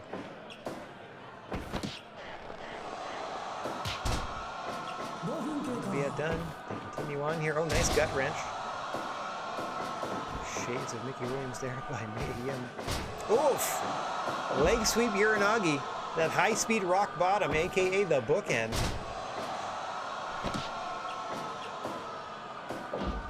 Hayter unabated. And straight back to Yim in a second leg sweeping Uranagi or an STO. And another gut wrench suplex. Some impressive work here by Mia Yim. Jamie Hayter's got a bit of a mountain to climb to get back into this one. Ooh. Nice backdrop suplex. Drops the young lady who responds in kind with a snap suplex variation.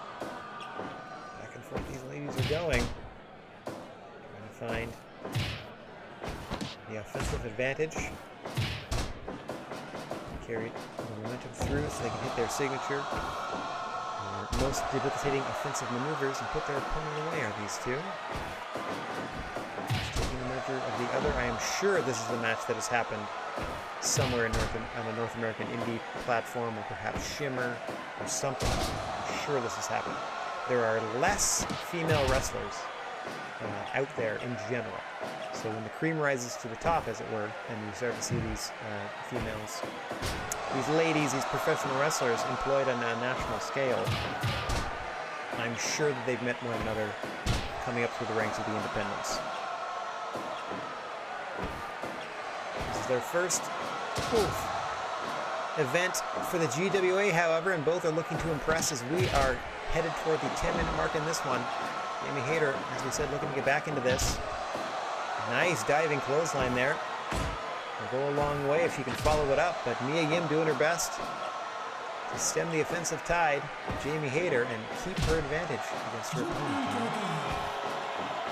Another beautiful gut wrench at the 10-minute mark. Yeah, and you can see the toll it's taken on both of these women. They're going tooth and claw now. Forearms and kicks, and a big clothesline settles that argument in Hayter's favor. For the moment, nice forearm shove to the back of the head, drops Mia Yim, who responds with another leg sweep STO. Just quickly dropping Jamie Hayter to the canvas, who buries Mia Yim to the clothesline, and then Mia Yim back to that gut wrench suplex.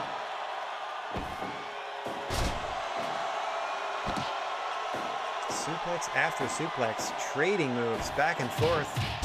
As we said, neither woman able to maintain much momentum offensively for too long. You can get a couple of moves in a row, like 4 tops, before you're cut off. Mia Yim doing everything she can to press the advantage while she has it. Huge power bomb. 1, 2, no! Jamie Hayter just rolls the shoulder. You see the toll it was taking on both women there. Mia Yim, almost exhausted by her efforts, has to take some time to catch her breath. Striking Jamie Hayter a bit low there. Nice head scissor takeover by Yim this time. Oof, and a spin kick across the brow, hooks the leg deep. 2! Hayter out at 2. Is her finish called Hayter's Gonna Hate? Because it should be, if nothing else. I don't even know what it would be. Oh, eat defeat! Bit of soul food there for Jamie Hayter, but she fights her way back to her feet and does the deal. A Falcon Arrow, dropping Mia Yim and now appealing to the crowd as Jamie Hayter, who gets once again swept to the canvas by that high-speed STO. Excellent work by Mia Yim to cut Jamie Hayter off at every opportunity to really build an offensive case for herself to win this match. And another serving of soul food. And Jamie Hayter says no thank you. She is full. And she's right back to her feet. Unfortunately, she's dropped again with another gut wrench suplex. Ooh. Followed by a big rolling soul butt to the midsection there. Jamie Hayter running on fumes, quite literally. You see her gasping for breath when she's not attacking. Into the cover, though. 2 count against Yim, who is similarly worn down. Oh, and a Uranagi from Jamie Hayter. Not quite the speed or leg sweep you see from Mia Yim. Boom, just like that. But Hayter hitting a variation of her own there. Yim able to shrug it off and counter her as we now approach 20 minutes. 20. Not expecting this to last this long. This your opening contest here tonight.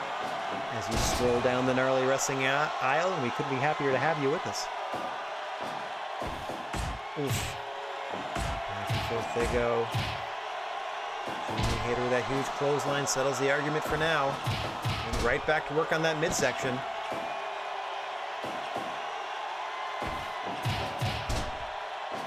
Trying to commit Grand Theft Oxygen. Mia Yim is Jamie Hayter, who responds with a beautiful German and almost gets the win there. Hayter able to roll the shoulder and then drops Mia Yim with that falling clothesline. Oh, axe kick to the back of the head. And Mia Yim once again countering whatever Jamie Hayter was going for there, sending her to the floor. No countouts or disqualifications on the floor of the GWA ring, and both ladies know that. We are, yes, about to hit at the 20-minute mark, and Jamie Hayter is giving it all she's got on the floor. Huge exploder suplex there. Gets hit with a gut wrench in reply by Mia Yim. Will not relent.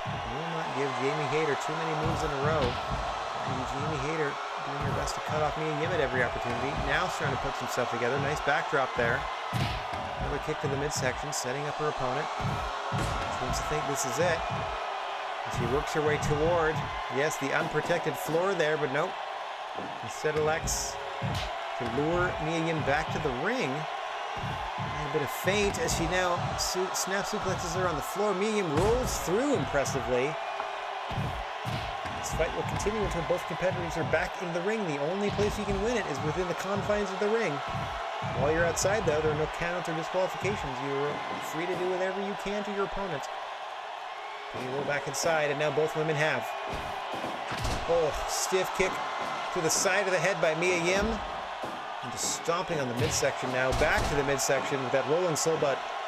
Dropped her to the canvas so quickly she couldn't hit the follow-up enziguri. And now Jamie Hayter with kicks of her own to the chest of Mia Yim. Oof, another big STO. Another boot to the midsection. Now more across the bow, so to speak. Kicks in bunches from both ladies here. Mia Yim getting the advantage with that leg sweep STO, and then again, rolling Silva to the midsection. Neither able to go for any sort of pinning combo or sort of like heavy-duty offense. Just a lot of strikes being exchanged right now. Here we go. Nice big Falcon Arrow by Hayter. But Mia Yim able to fend it off before she can make a cover. And drops her with another STO as we now crest toward 25 minutes. And both these women are giving it their all. Another huge gut-wrench suplex there from Mia Yim.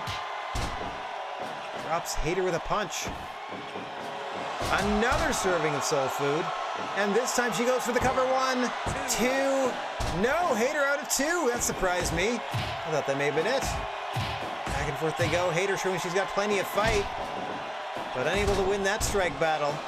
Mia Yim retaliating with that vicious knife-edge chop across the eyes of Jamie Hayter, who's able miraculously to fend it off and able to press the offense to Mia Yim for a moment.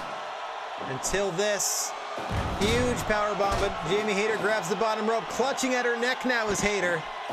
Oh dear, oh dear. Oh, and a bow and arrow submission. This should do it right away. As soon as Mia Yim saw Jamie Hayter indicate that she had anything wrong with that neck, as soon as she got her under control, you can see her in the middle of the ring, hook on that bow and arrow submission. Your winner in 27 minutes. Mia Yim with a bow and arrow. We hope Jamie Hayter is okay after that one. Heck of an opening contest, though. 96%. Not too shabby. Mia Yim defeating Jamie Hayter. A 96% strong style matchup. Okay. Let us save. Let us save. And then the second of our two guest matches. We got the most professional wrestler, as he's known currently in Impact Wrestling, Brian Myers, coming in to face Mad Polly, being flown in for the 4th time so far. We certainly are courting Mad Polly to be part of the roster. We'll float them a contract soon, don't you worry. I might sign Dragon Rojo Jr. first, though.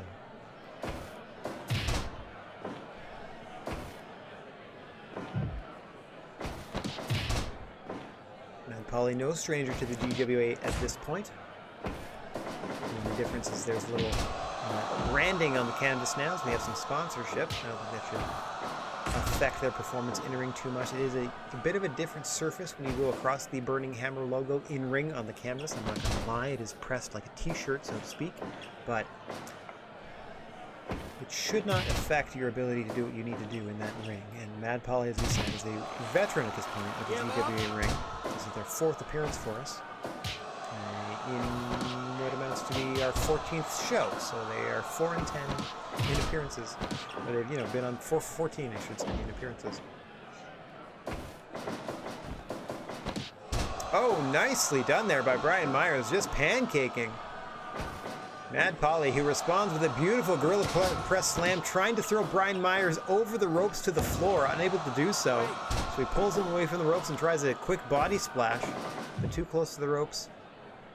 The savvy ring, I'm not going to say technician, but savvy ring vet, Brian Myers, very well aware of his proximity to those ropes, probably at all times.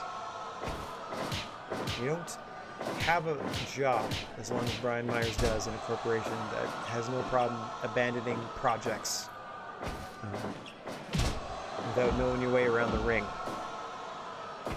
A survivor is Brian Myers, if nothing else.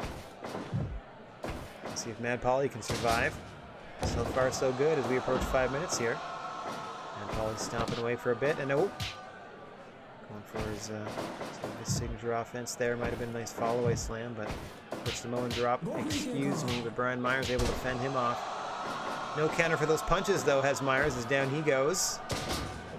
A nice body slam into an elbow drop combo there, and another pancake, another one-man pancake from Brian Myers. Oh, big splash in the corner from Mad Polly. Misses that Vader attack. Follow-up, though, but able to drop him with a shoulder tackle. Now coming off the ropes, but nope, Brian Myers back to his feet, and quickly.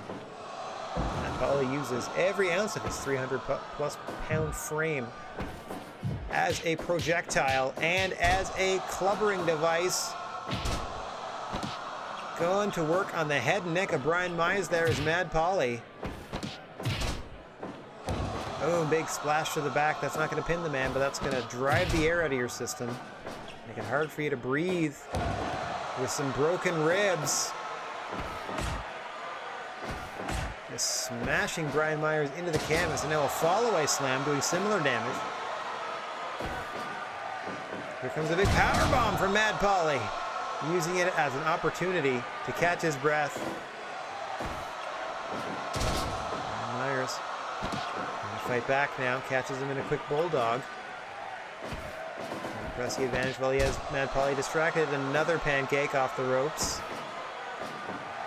Oof, and another beefy powerbomb from Mad Polly as we're cresting toward 10 minutes in this one. Drops him with another Samoan. And then Brian Myers with that punch combo. Temporarily. Oof. Stemming the flow of offense coming out of Mad Polly. Nice main event spinebuster from Brian Myers. But Mad Polly is up. And a big running Vader attack drops Myers by Polly. Nice Pele kick by Brian Myers. Don't see that out of him too often, if ever. But Mad Polly, was going for another powerbomb. Myers counters into a cover and almost gets the 3. Nice counter there by Myers. He saw him lock his wrists around Mad Polly's arms. So it's a lot more difficult for Mad Polly to roll his shoulder and get Brian Myers' weight off of him to kick out of that. Almost took him down for good. Another big Vader attack for Mad Polly off the ropes. He's definitely looking for that knockout shot, and soon. As we are about 12 minutes deep in this one. Nice jumping enziguri. Myers, who goes for the roll-up. Got him! Dizzied him with the enziguri and then rolled him up for the win does Brian Myers. Almost out of nowhere. Mad Polly carrying the bulk of the offense in that one. Brian Myers using his smarts to get out of that predicament. A successful debut for Brian Myers against Mad Polly, but every Mad Polly match is in the 90s, pretty much. I think Mad Polly saw he was opposite Brian M on the match listing and was like, oh good, another Brian Malonis match. But no, surprised by a Brian Myers in more ways than one is Mad Polly as he falls to a backslide. Okay, let's save that up. Okay, now it is finally time for contracted talents. GWA contracted talent to show their wares. We have Dave Mastiff coming off that loss to the Hollywood hunk Jack Howard, though he gave him almost as good as he got to Dave Mastiff in that one, in his debut. Now taking on the anti-gravity kid, David Houston, another one of these stalwarts, or one of the OGs here in the GWA in more ways than one, in both generations, to be quite honest. So what better way to make your debut than comparing yourselves and putting yourselves across the ring from such legendary talent as the anti-gravity kid, David Houston. No height advantage between either gentleman here. I would give the power advantage to Dave Mastiff by a long shot. I would definitely give a more finesse or athleticism advantage to the anti-gravity kid, David Houston, who can whip off flying head scissor takeovers and moonsaults in bunches with barely any hesitation in that ring. Meanwhile, Dave Mastiff, as we saw in their previous match with Jack Howard, uses their power game to great effect. Uses their body like a cannonball. Or I guess they came in like a wrecking ball, some might say. Kitchen sink into the cover gets a no count very early in the contest. You see David Houston trying some roll-ups here. Not to be outdone, but Dave Mastiff just starts shrugging off those early attempts. We're only 2 minutes deep in here. Another potent part of David Houston's offensive package is his potential to roll you up and score the win. His roll-ups are especially deadly.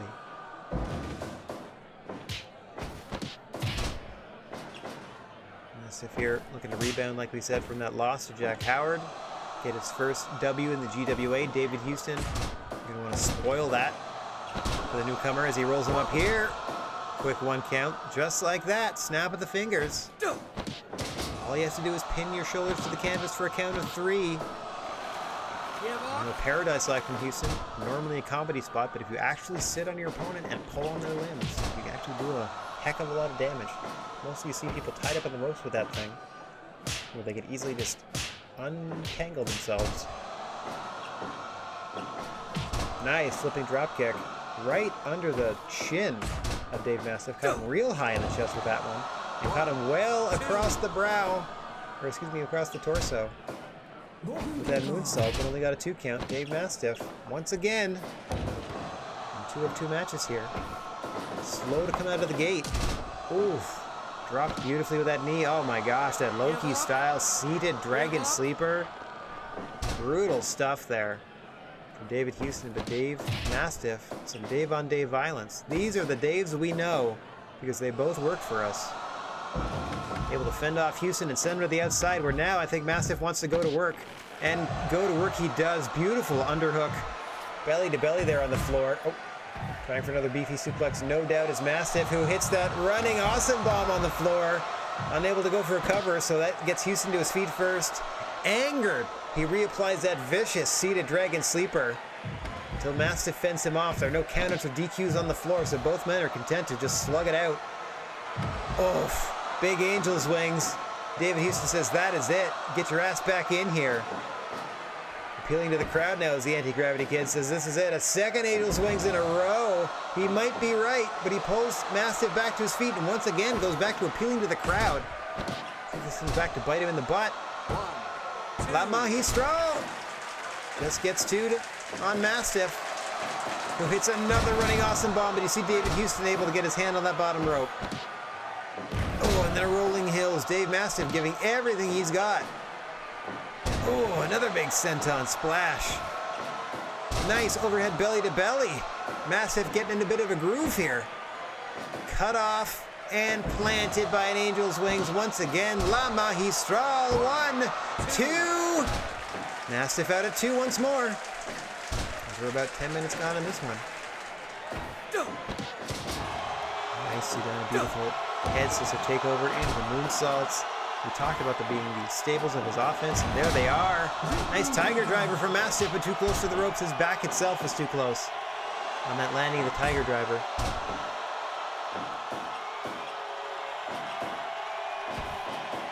Oof. Nice bridge on this German. Almost puts him down. Houston just rolls the shoulder, and now he's trying to get Mastiff disqualified. Let's see if Mr. Bigfoot falls for it. Looks real confused. Doesn't fall for it, but Dave Mastiff, you can see, is really the worse for wear. Got to take some time to catch their breath, and does so after that beautiful throwing belly to belly off the ropes. And back to work goes Mastiff with a stalling suplex, center of the ring. David Houston rocking and reeling, and now Mastiff with a beautiful release. Oh my God, dragon suplex, and once more trying for the disqualification. This has got to be too close to the ropes for anything, right? Don't fall for this, Mr. Bigfoot. This is all David Houston has to try to save himself in this matchup. Once Mastiff started busting out the power, you can see him starting to slow things down with that sleeper variation, and that is it! That is it! Oh my gosh! The damage to the neck of David Mastiff proving to be enough. You saw a couple of dragon sleeper attempts on the floor and earlier. Wow! Snuck his way into a third variation of it there. That dragon sleeper from David Houston. And Dave Mastiff taps. Dave Mastiff taps. Okay, David Houston. Battle of the Daves. 89%. I'm not going to hold it against you that you're sub 90. That's okay. All right. Oh, another debut coming up. El Tejano Jr. One of our first signees. Mind you, they're all kind of our first signees. Taking on our newest roster member, Hangman Adam Page, is here in the GWA and will be here for as long as we can keep them happy as a roster member. So let us get down to the ring. Man, oh man, Matt Robinson takes a month off, and all of a sudden, we got Dave Mastiff and Adam Page to contend with on the roster. All right, let's see how Adam Page does in his debut against El Tejano Jr. As always, the creature on feature, the senior official here when you stroll down the gnarly wrestling aisle, Mr. Bigfoot calling for the bell, and we are underway. Hangman Adam Page against El Tejano Jr., both proud working men, working class wrestlers, both representing perhaps two sides of the border, but similar philosophies in life, I would think, from El Tejano Jr. And Hangman Adam Page, cowboy-ish all over the place in this one. Things starting out relatively slowly. Both men taking the measure of the other with some strikes. Maybe a couple of quick pin attempts to see how their cardio game is. Definitely a filling out process in the beginning of these contests. As you can see there, El Tejano able to just bowl Adam Page over in the early going here. Back and forth they go. Those European uppercuts from Page and these straight right hands from Tejano. Page getting the better of him. Nice butterfly suplex there. Or perhaps a tiger suplex. It is a double underhook.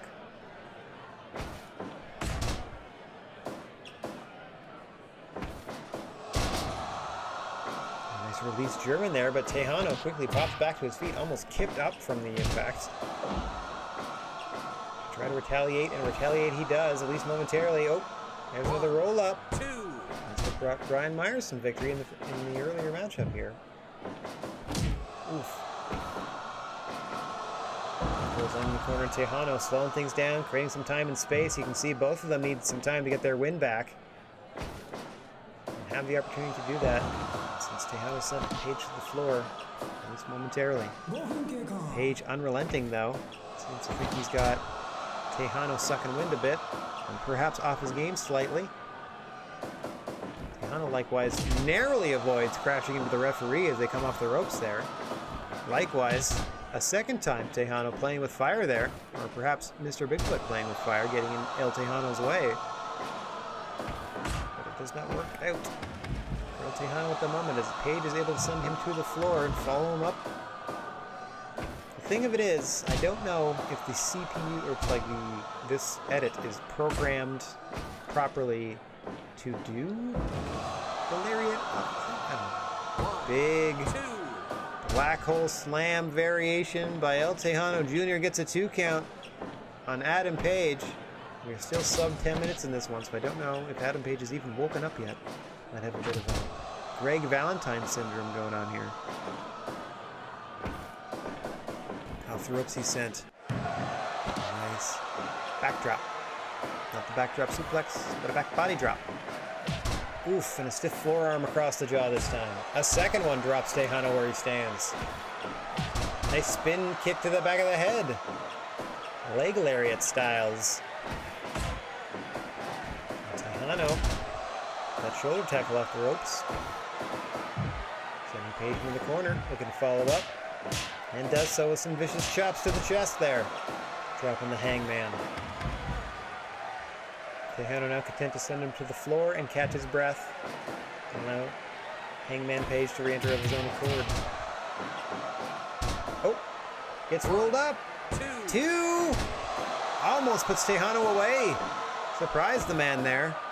Almost gets the victory to Hangman Adam Page with that surprise roll-up. Drops him with a complete shot. Another nice double arm suplex. Gets scooped up for an air raid crash, though, by Tejano. Into the cover. 1, 2. Page out at 2. Fall away slam from the Hangman. Oof, and then just a vicious forearm across the face, dropping Tejano Jr. He sends Page to the floor once more, getting time and distance to catch his breath. A very smartly wrestled match to this point by Tejano. And now, Tornado Tejas across the knee. Looking to end this thing is Tejano Jr. into the cover. 1, 2. Page out at 2. Tejano back to work with a vicious powerbomb. He's looking for 3 of them. And then a leg lace. Give up. Give up. Give up. But Page again fends him off. Damage being done, though. Oh, able to bowl him over is Hangman Adam Page. Now the two going back at it, tooth and claw. Oh, big boot by Tejano. But Page absorbs it and hits a huge clothesline. Another double underhook suplex. Now he drags him away from the ropes. Page has got that dead level with that buckshot lariat. He can drop you with either. And a Tornado Tejas from El Tejano Jr. That's his bread and butter. 1, 2. Page out at 2 once more. Once again, hooking both those legs for a nice suplex is Page, but he can't follow it up with anything bigger in his offensive arsenal. It seems another air raid crash from Tejano. Page is up, but he's dazed. Manages to avoid something by Tejano, but only momentarily, as Tejano now takes back control of those punches to the gut. Back to the well for that double underhook suplex. And Hangman Adam Page, and there it is, dead level! Drops him with the dead level, drags him away from the ropes! Into the cover, 1, 2, no! Tejano out of 2, and loving it. Takes a moment to pose for the crowd. Gets sent off the ropes by Page, gets bowled over, does Page, by Tejano, and then gets dropped on a second dead level. Into the cover again, 1, 2, no! 2.5, I would say, that time. And again, Tejano smartly creating time and space, creating that distance. Both men catching their breath, and we are resetting at the 17.5-minute mark. Nice spine buster by Tejano. Drops him with a punch across the face. Diving elbow drop to the back of the head there off the rope. Scoops him up into an air raid crash. Beautiful sequence here. Into the cover for Tejano. 2, got him! El Tejano Jr. with that flurry of offense at the end, able to string together 4 moves or more that targeted the head and neck of Hangman Adam Page. Knocked him out long enough to get that 3. Welcome to the GWA, Adam Page. But what an effort in defeat.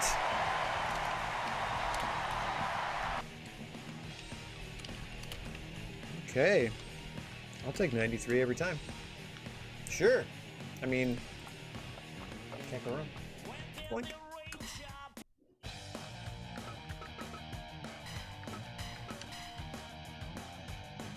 Okay, main event time. Main event of our second show. Let's see how beat up we are and how big the third show is going to be. Matt Robinson, Mickey Williams. As we said, a rematch from the first round of the GWA Championship Tournament, where Matt Robinson was crowned our inaugural champion. Mickey Williams somehow earning a rematch by beating Kenta Kobashi last month. Don't question it. It just works out that Matt Robinson and Mickey Williams are your main event. Non-title match, of course. Fight! And we are underway. Excuse me. Had a comment mid-yawn there. Ooh, popped both my ears at the same time. That hurt. Oh, there they go again. All right, we're fine. As always, the creature on feature, Mr. Bigfoot, calls for the bell, and we are underway. These two no stranger to one another. This is their third contest in the history of the GWA, at the very least. Obviously facing one another in the tournament. Both tournaments, the Championship Series and the one-night tournament where we actually crowned a champion.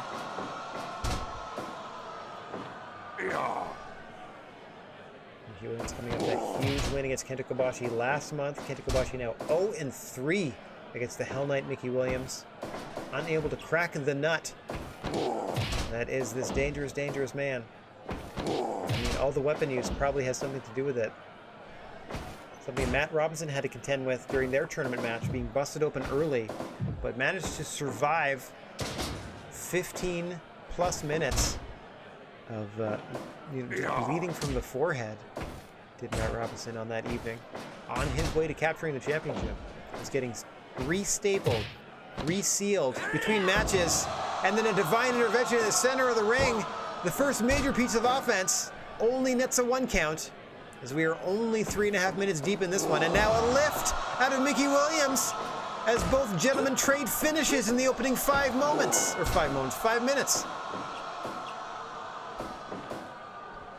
Mickey Williams, after a shot to the ding-ding, you could hear it reverberate from here into that cover. Oh, Mickey, you so fine, you so fine. Why do you cheat all the time? Hey, Mickey. Give up.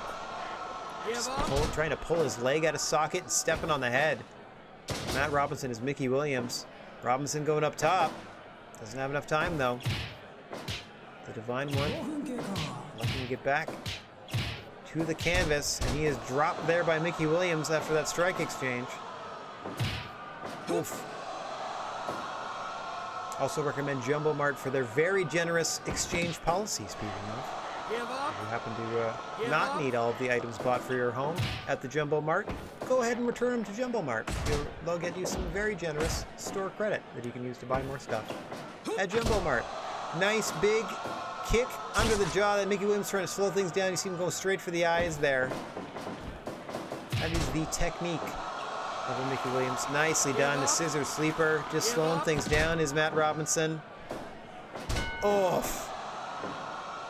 Williams just can't help himself. The majority of his offense designed to target the most tender of areas of his opponents. Nice delayed suplex. Again, once he applies a wrestling move, they're generally done quite well. I don't know exactly what we would call this other than like attempted attempted crippling. I don't even know what to call it, really. Off the ropes he comes. Big knee to the chest there by Matt Robinson. Into the cover, but only gets 1. Fighting from underneath a little bit is your champion, the Divine Matt Robinson, who, as we said, won that title, defeating 3 men in a single evening. Mickey Williams with that delayed suplex. I don't want to jinx it by mentioning or not mentioning what Mickey Williams has or hasn't done to this point yet. Nice hook kick there by Robinson. His striking ability is second to none in the annals of the GWA. The most effective striker on our roster is the Divine One. You can see it there in that beautiful spin kick off the ropes.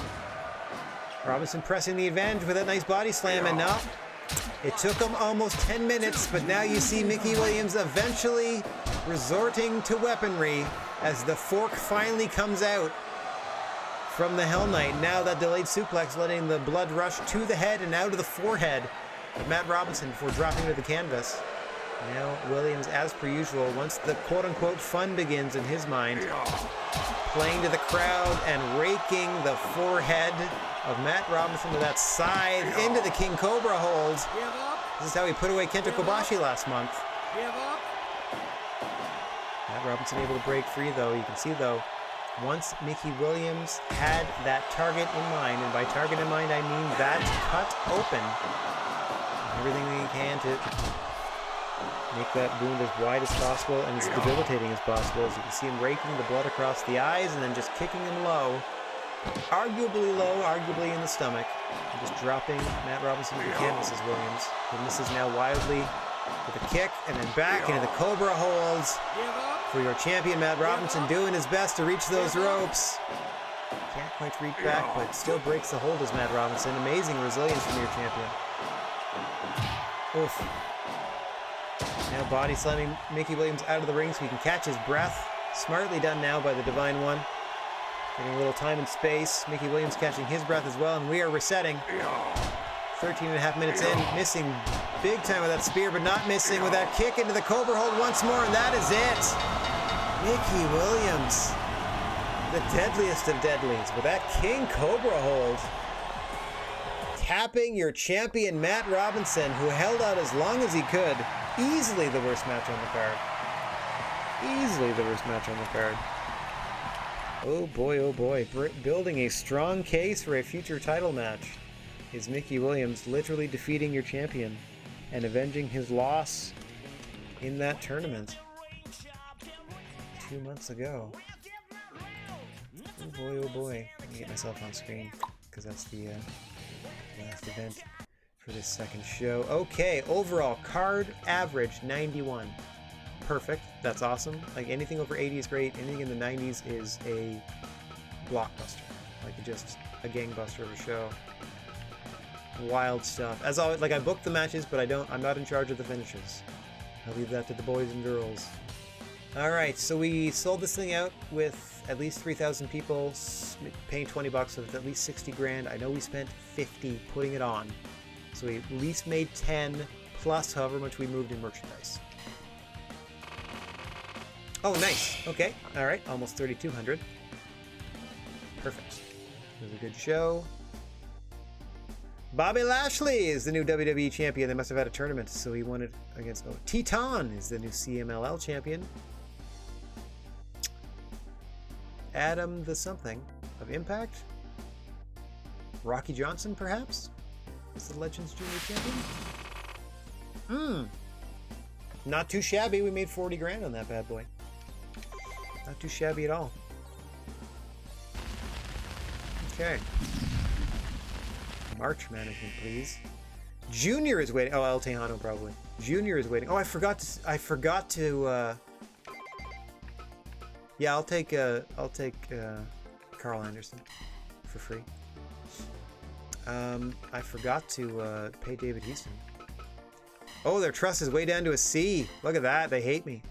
You know what, buddy? For that, you're getting the biggest raise I can possibly give you.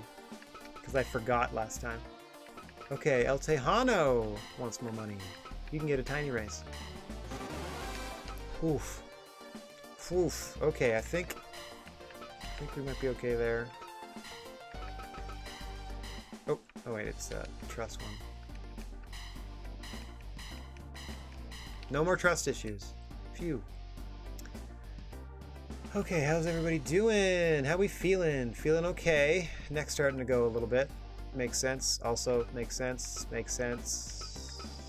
Out for another month. Doing alright. Out for a month. Mickey Williams is doing poor. We're gonna leave Mickey Williams off a show. Who else is doing the worst compared to them?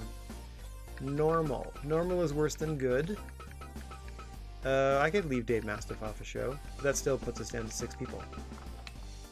So let's bring in 2. Well, let's hire 1 to start off with. See what's what from there. If I hire 1 and then bring in 1 in, we might just do a quick 4-event or a 4-match show at the smaller venue. Okay, human resources. Oh wait, hang on, management. There we go. Let's do our maintenance. You'll love to see it. Okay, maintenance done. Increases attack, increases defense. Okay, I'm gonna do one round of each of these. 1 round of each of these. Okay, now we're up to about $20,000. How's our merchandise doing? I'm gonna leave that. I'm not gonna touch that. Got about half of it still. And we sold all of our snacks, which is nice. So if I go to the smaller place, I really don't need to do anything for sure. Okay. Save that. Human resources. Actually, this stuff doesn't go bad either, right? Like if I made towels, it's nuts. I don't have the money for that yet. Thinking too big at the moment. I'm gonna wait. I'm going at a much slower pace than other promoters I may or may not watch. Okay, human resources. We don't have any. I'm not doing any scouting. Oh, let me manage my stables. Hang on. Let me transfer. We're gonna put Adam Page as a face, and we're gonna put Mastiff as a heel. Done. Okay, everyone's got their stuff. Let us now... Oh, let's back out and save here real quick so I don't forget anything. We're now going to scout us out some talents. Ilya, do you want to come work for us? What do you think? Or should I just hire him? Let me check one thing. Actually, a lot of things. I have 10 of 12. Okay, so I'm going to look for... Where are you? Dragon Rojo Jr. for realsies. Come on down. You got a B and a B. Big diving guillotine leg drop as your finish. That's fun. You're reasonably priced. You're a strong style, and you got pretty good popularity across the world. Here we go, low ball. Here we go, low ball. No good. Okay, gonna low ball him one more time.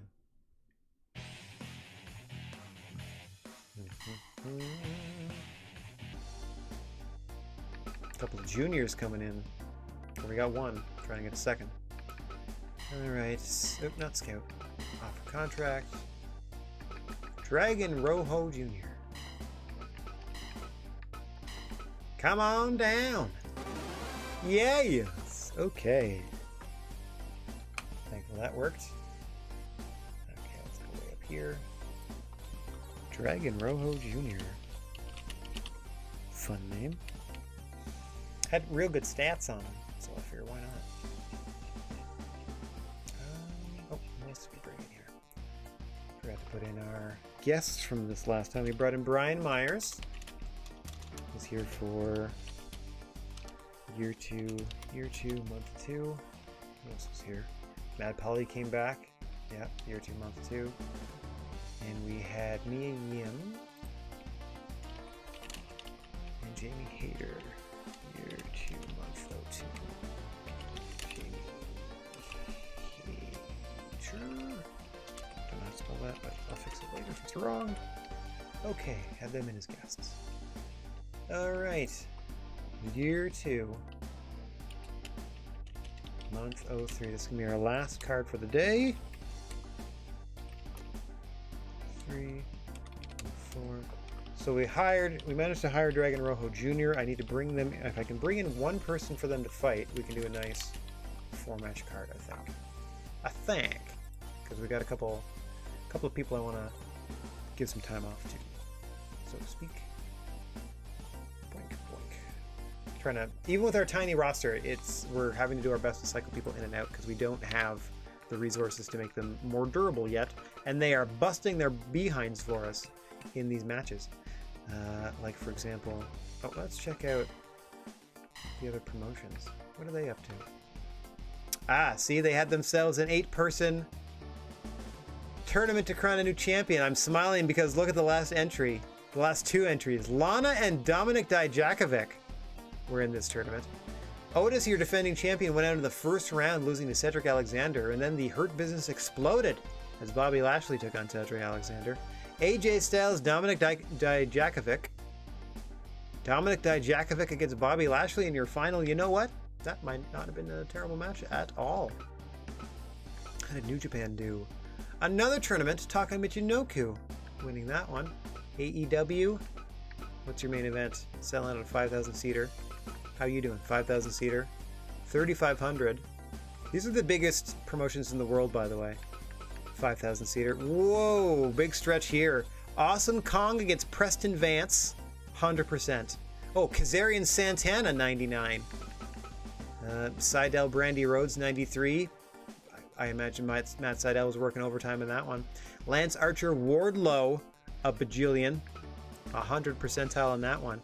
Your main events are kind of pooping out, though, unfortunately, for the promotion. Another 5,000-seat arena. Let's see what we got here. That was good. Mike Bird and Wild Boar went over 80. Shane Thorne.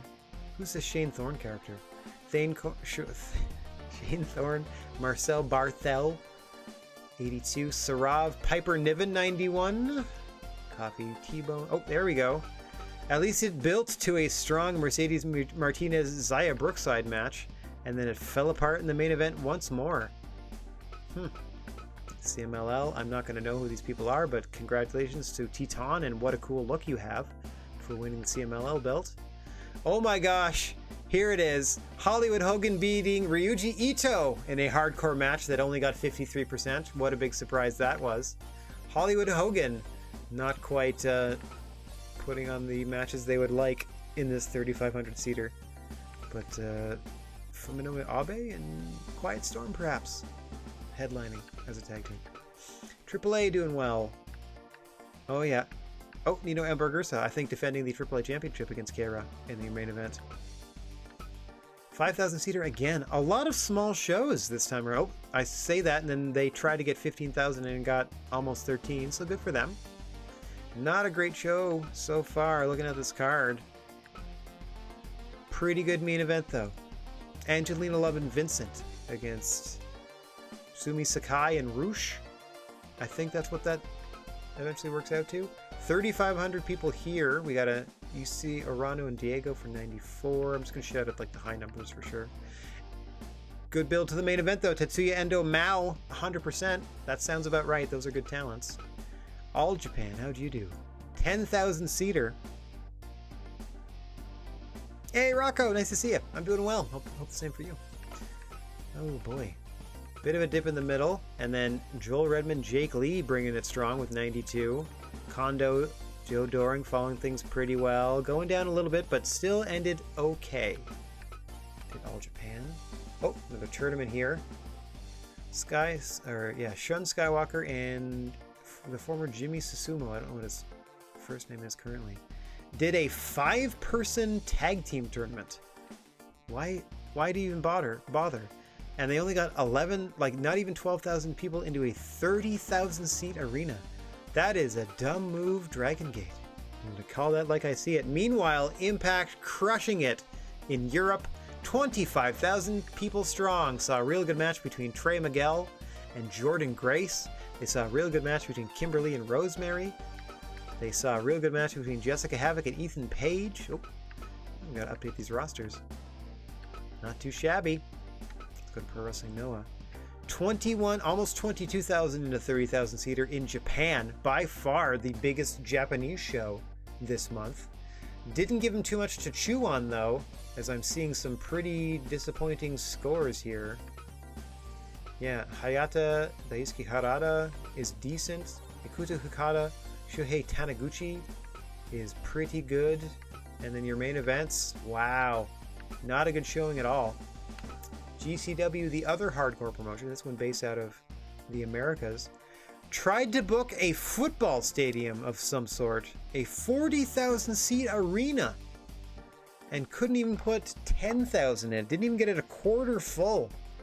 That is not a good sign. G-Raver versus Solo Darling looks to be your highlight. Oh, sorry, Eli Everfly, Nick Gage in the main event. Nick Gage winning the junior belt from Eli Everfly in your main event. Not looking good. A 5, that's good on you for getting 8,500 people in with a 5-card or a 5-match show, but don't book a 40,000 seater.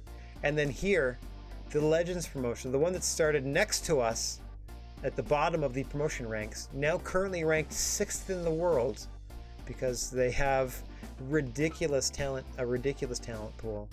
Sold out a 25,000 seater because of course they did. So the Legends promotion and the Impact promotion in Europe both sold out 25,000 seat arenas this month. I'm just like looking at these matches too. Kid Cash, Kensuke Sasaki, Doug Furnace, Takeshi Morishima. I mean, even at a 70 and even at a 56, I'd watch both of those. Tsushi Aoki, rest in peace. Takuma Sano, I'd watch that. That's probably Jerry Lynn and Manabu Soya championing teams there in the 7th match. Abyss versus Kawada, I would have thought would be better than a 56, but okay. Saruta Bison Smith, likewise, I thought would have been better. Mitsuo Momota, Mitsuo Momota is that very, very, very elderly Japanese wrestler with like short gray hair and the short mustache that wears like, they might be bald. I think they wear pink trunks, but they're like consistently an opening match performer. And here they are main eventing a show or close to it against Misawa, who bust out that mythical 11th match to present you Johnson, Florida versus Suwa, a DDT legend, and Suwa from All Japan, formerly of like Toryumon / Dragon Gate, whatever. But far and away your best match on the card. Like, not even close. Like, the closest it gets, the closest there is Atsushi Aoki Takuma Sano there at an 83. And this is a 94. Very interesting stuff done by these other promotions. Very interesting stuff. Okay. Did you see what I did there? I checked out other things and vamped long enough to potentially not book a third show because we're actually bumping up against our time limit.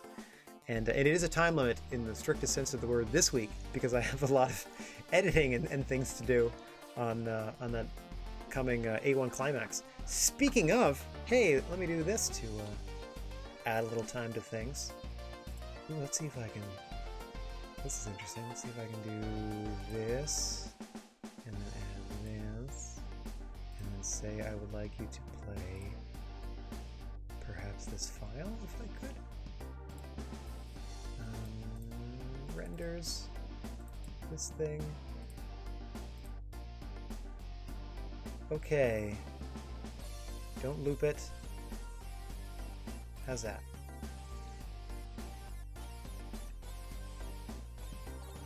It's not showing it. Oh, it's not going to show it until it becomes active. Okay, let me try this then. Hello there, combat comrades. Rad Gnarly here in the GWA Event Center with more exciting news about the upcoming A1 Climax, taking place on our Twitch channel at 12 p.m. Eastern on July the 1st. We're here to announce all 10 competitors in the A block of the round robin tournament, so without any further ado, let's take a look at some of the wrestlers in this year's A1 Climax. He is widely regarded as one of the most innovative high flyers of the Silver Era.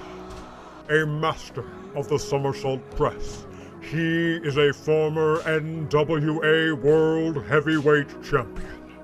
He is the Flying Frenchman, Edward Carpentier.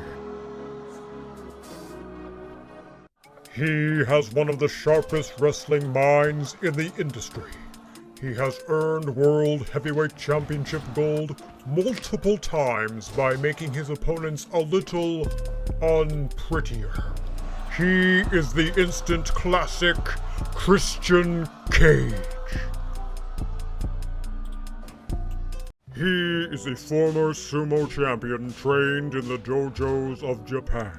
An imposing figure, this privately gentle giant attacks the ring with all the force of a natural disaster. He is the Canadian earthquake, John Tenta. He is a second-generation wrestler that has captured World Tag Team Gold in promotions across the globe.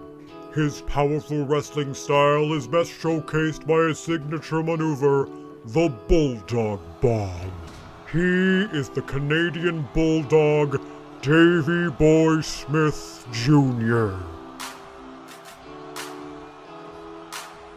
He is Pro Wrestling Illustrated's Rookie of the Year for 1987. Pound for pound, he is one of the greatest competitors of all time. And he won all 3 of his Slammy Awards all by himself. He is the King of Hearts, Owen Hart. Only 5 names announced and already some incredible talent putting it all on the line to be crowned the first A1 Climax champion. Before we reveal the other half of the A block, I'd like to take a moment to remind you that we are honored to be holding the event for the benefit of the Downey Wenjack Fund, an organization founded to create cultural understanding and a path toward reconciliation between Indigenous and non-Indigenous peoples. We encourage you to visit downeywenjack.ca for more information and suggestions on how you can get involved. 100% of the proceeds of your generous donations during the A1 Climax will be sent to the Downey Wenjack Fund. Now we've got 5 more fighters to reveal, so let's roll that video. He is a member of the Stampede Wrestling Hall of Fame. A champion across the globe, his opponents came to fear his dreaded sleeper hold. A proud member of the Cormier family, he is Lightning Leo Burke. He is one of the most technically sound competitors to ever grace a ring, preferring to let his wrestling do the talking. If he could be serious for a minute, he would tell you that he is from Calgary, Alberta, Canada. He is Lance Storm.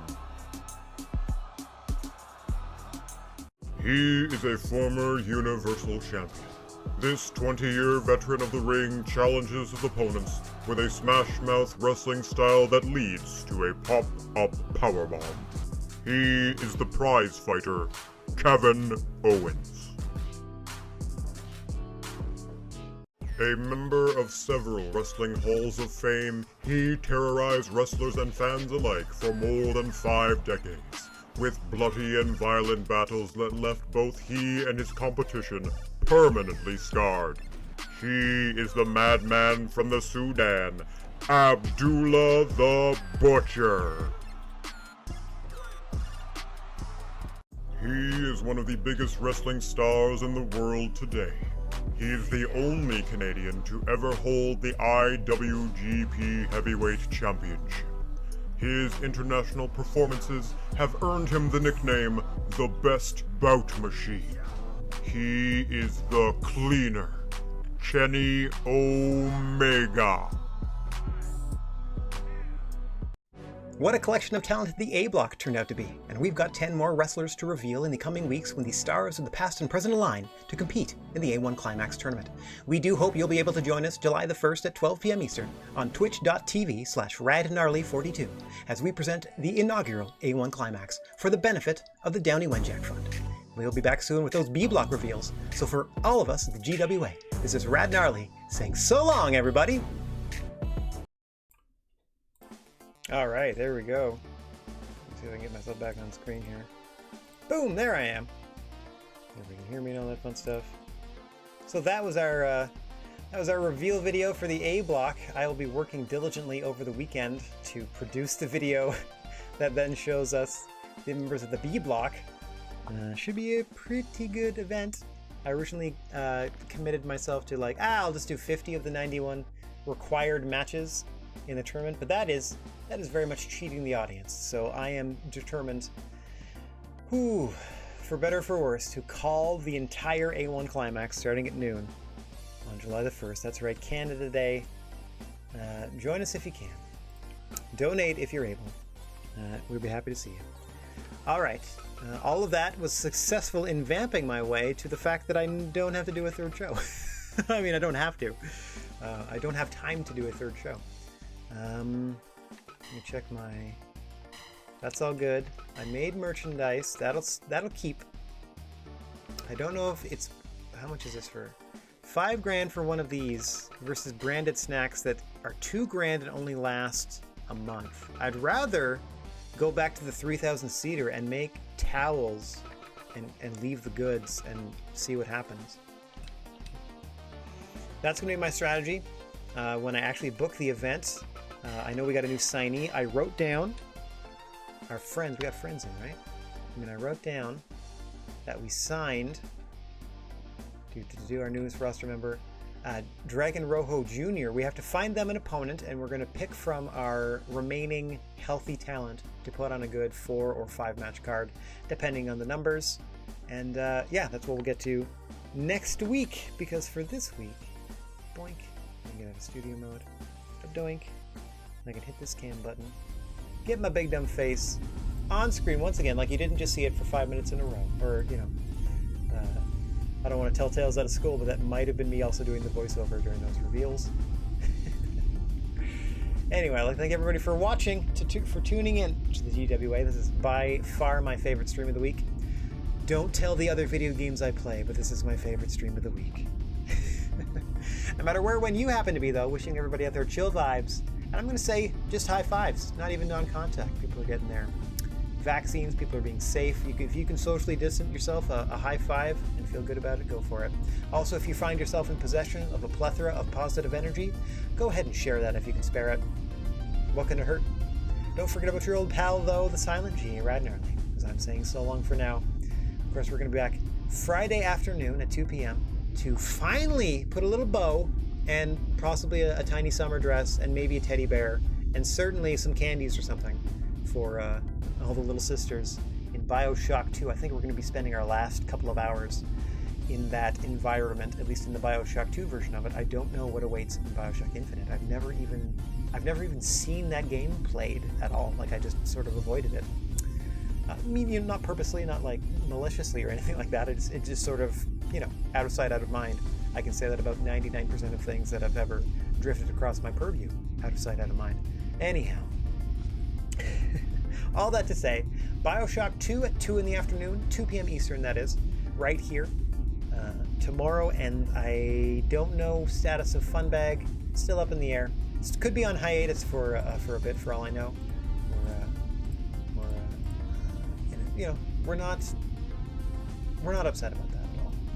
These things happen. But when it comes to like someone's health, that takes far and away takes priority to our silly little shows and stuff like that. They're just a little fun little cherry on top of our lives we get to share with y'all. Speaking of, let's go ahead and share a little love on our way out the door. Looks like the only person we know that is currently up and active is Boos. So let us go get aboard that steaming hype train. All right, everybody. I've hit all the relevant buttons. Ta-ta for now. Hopefully I see you tomorrow afternoon.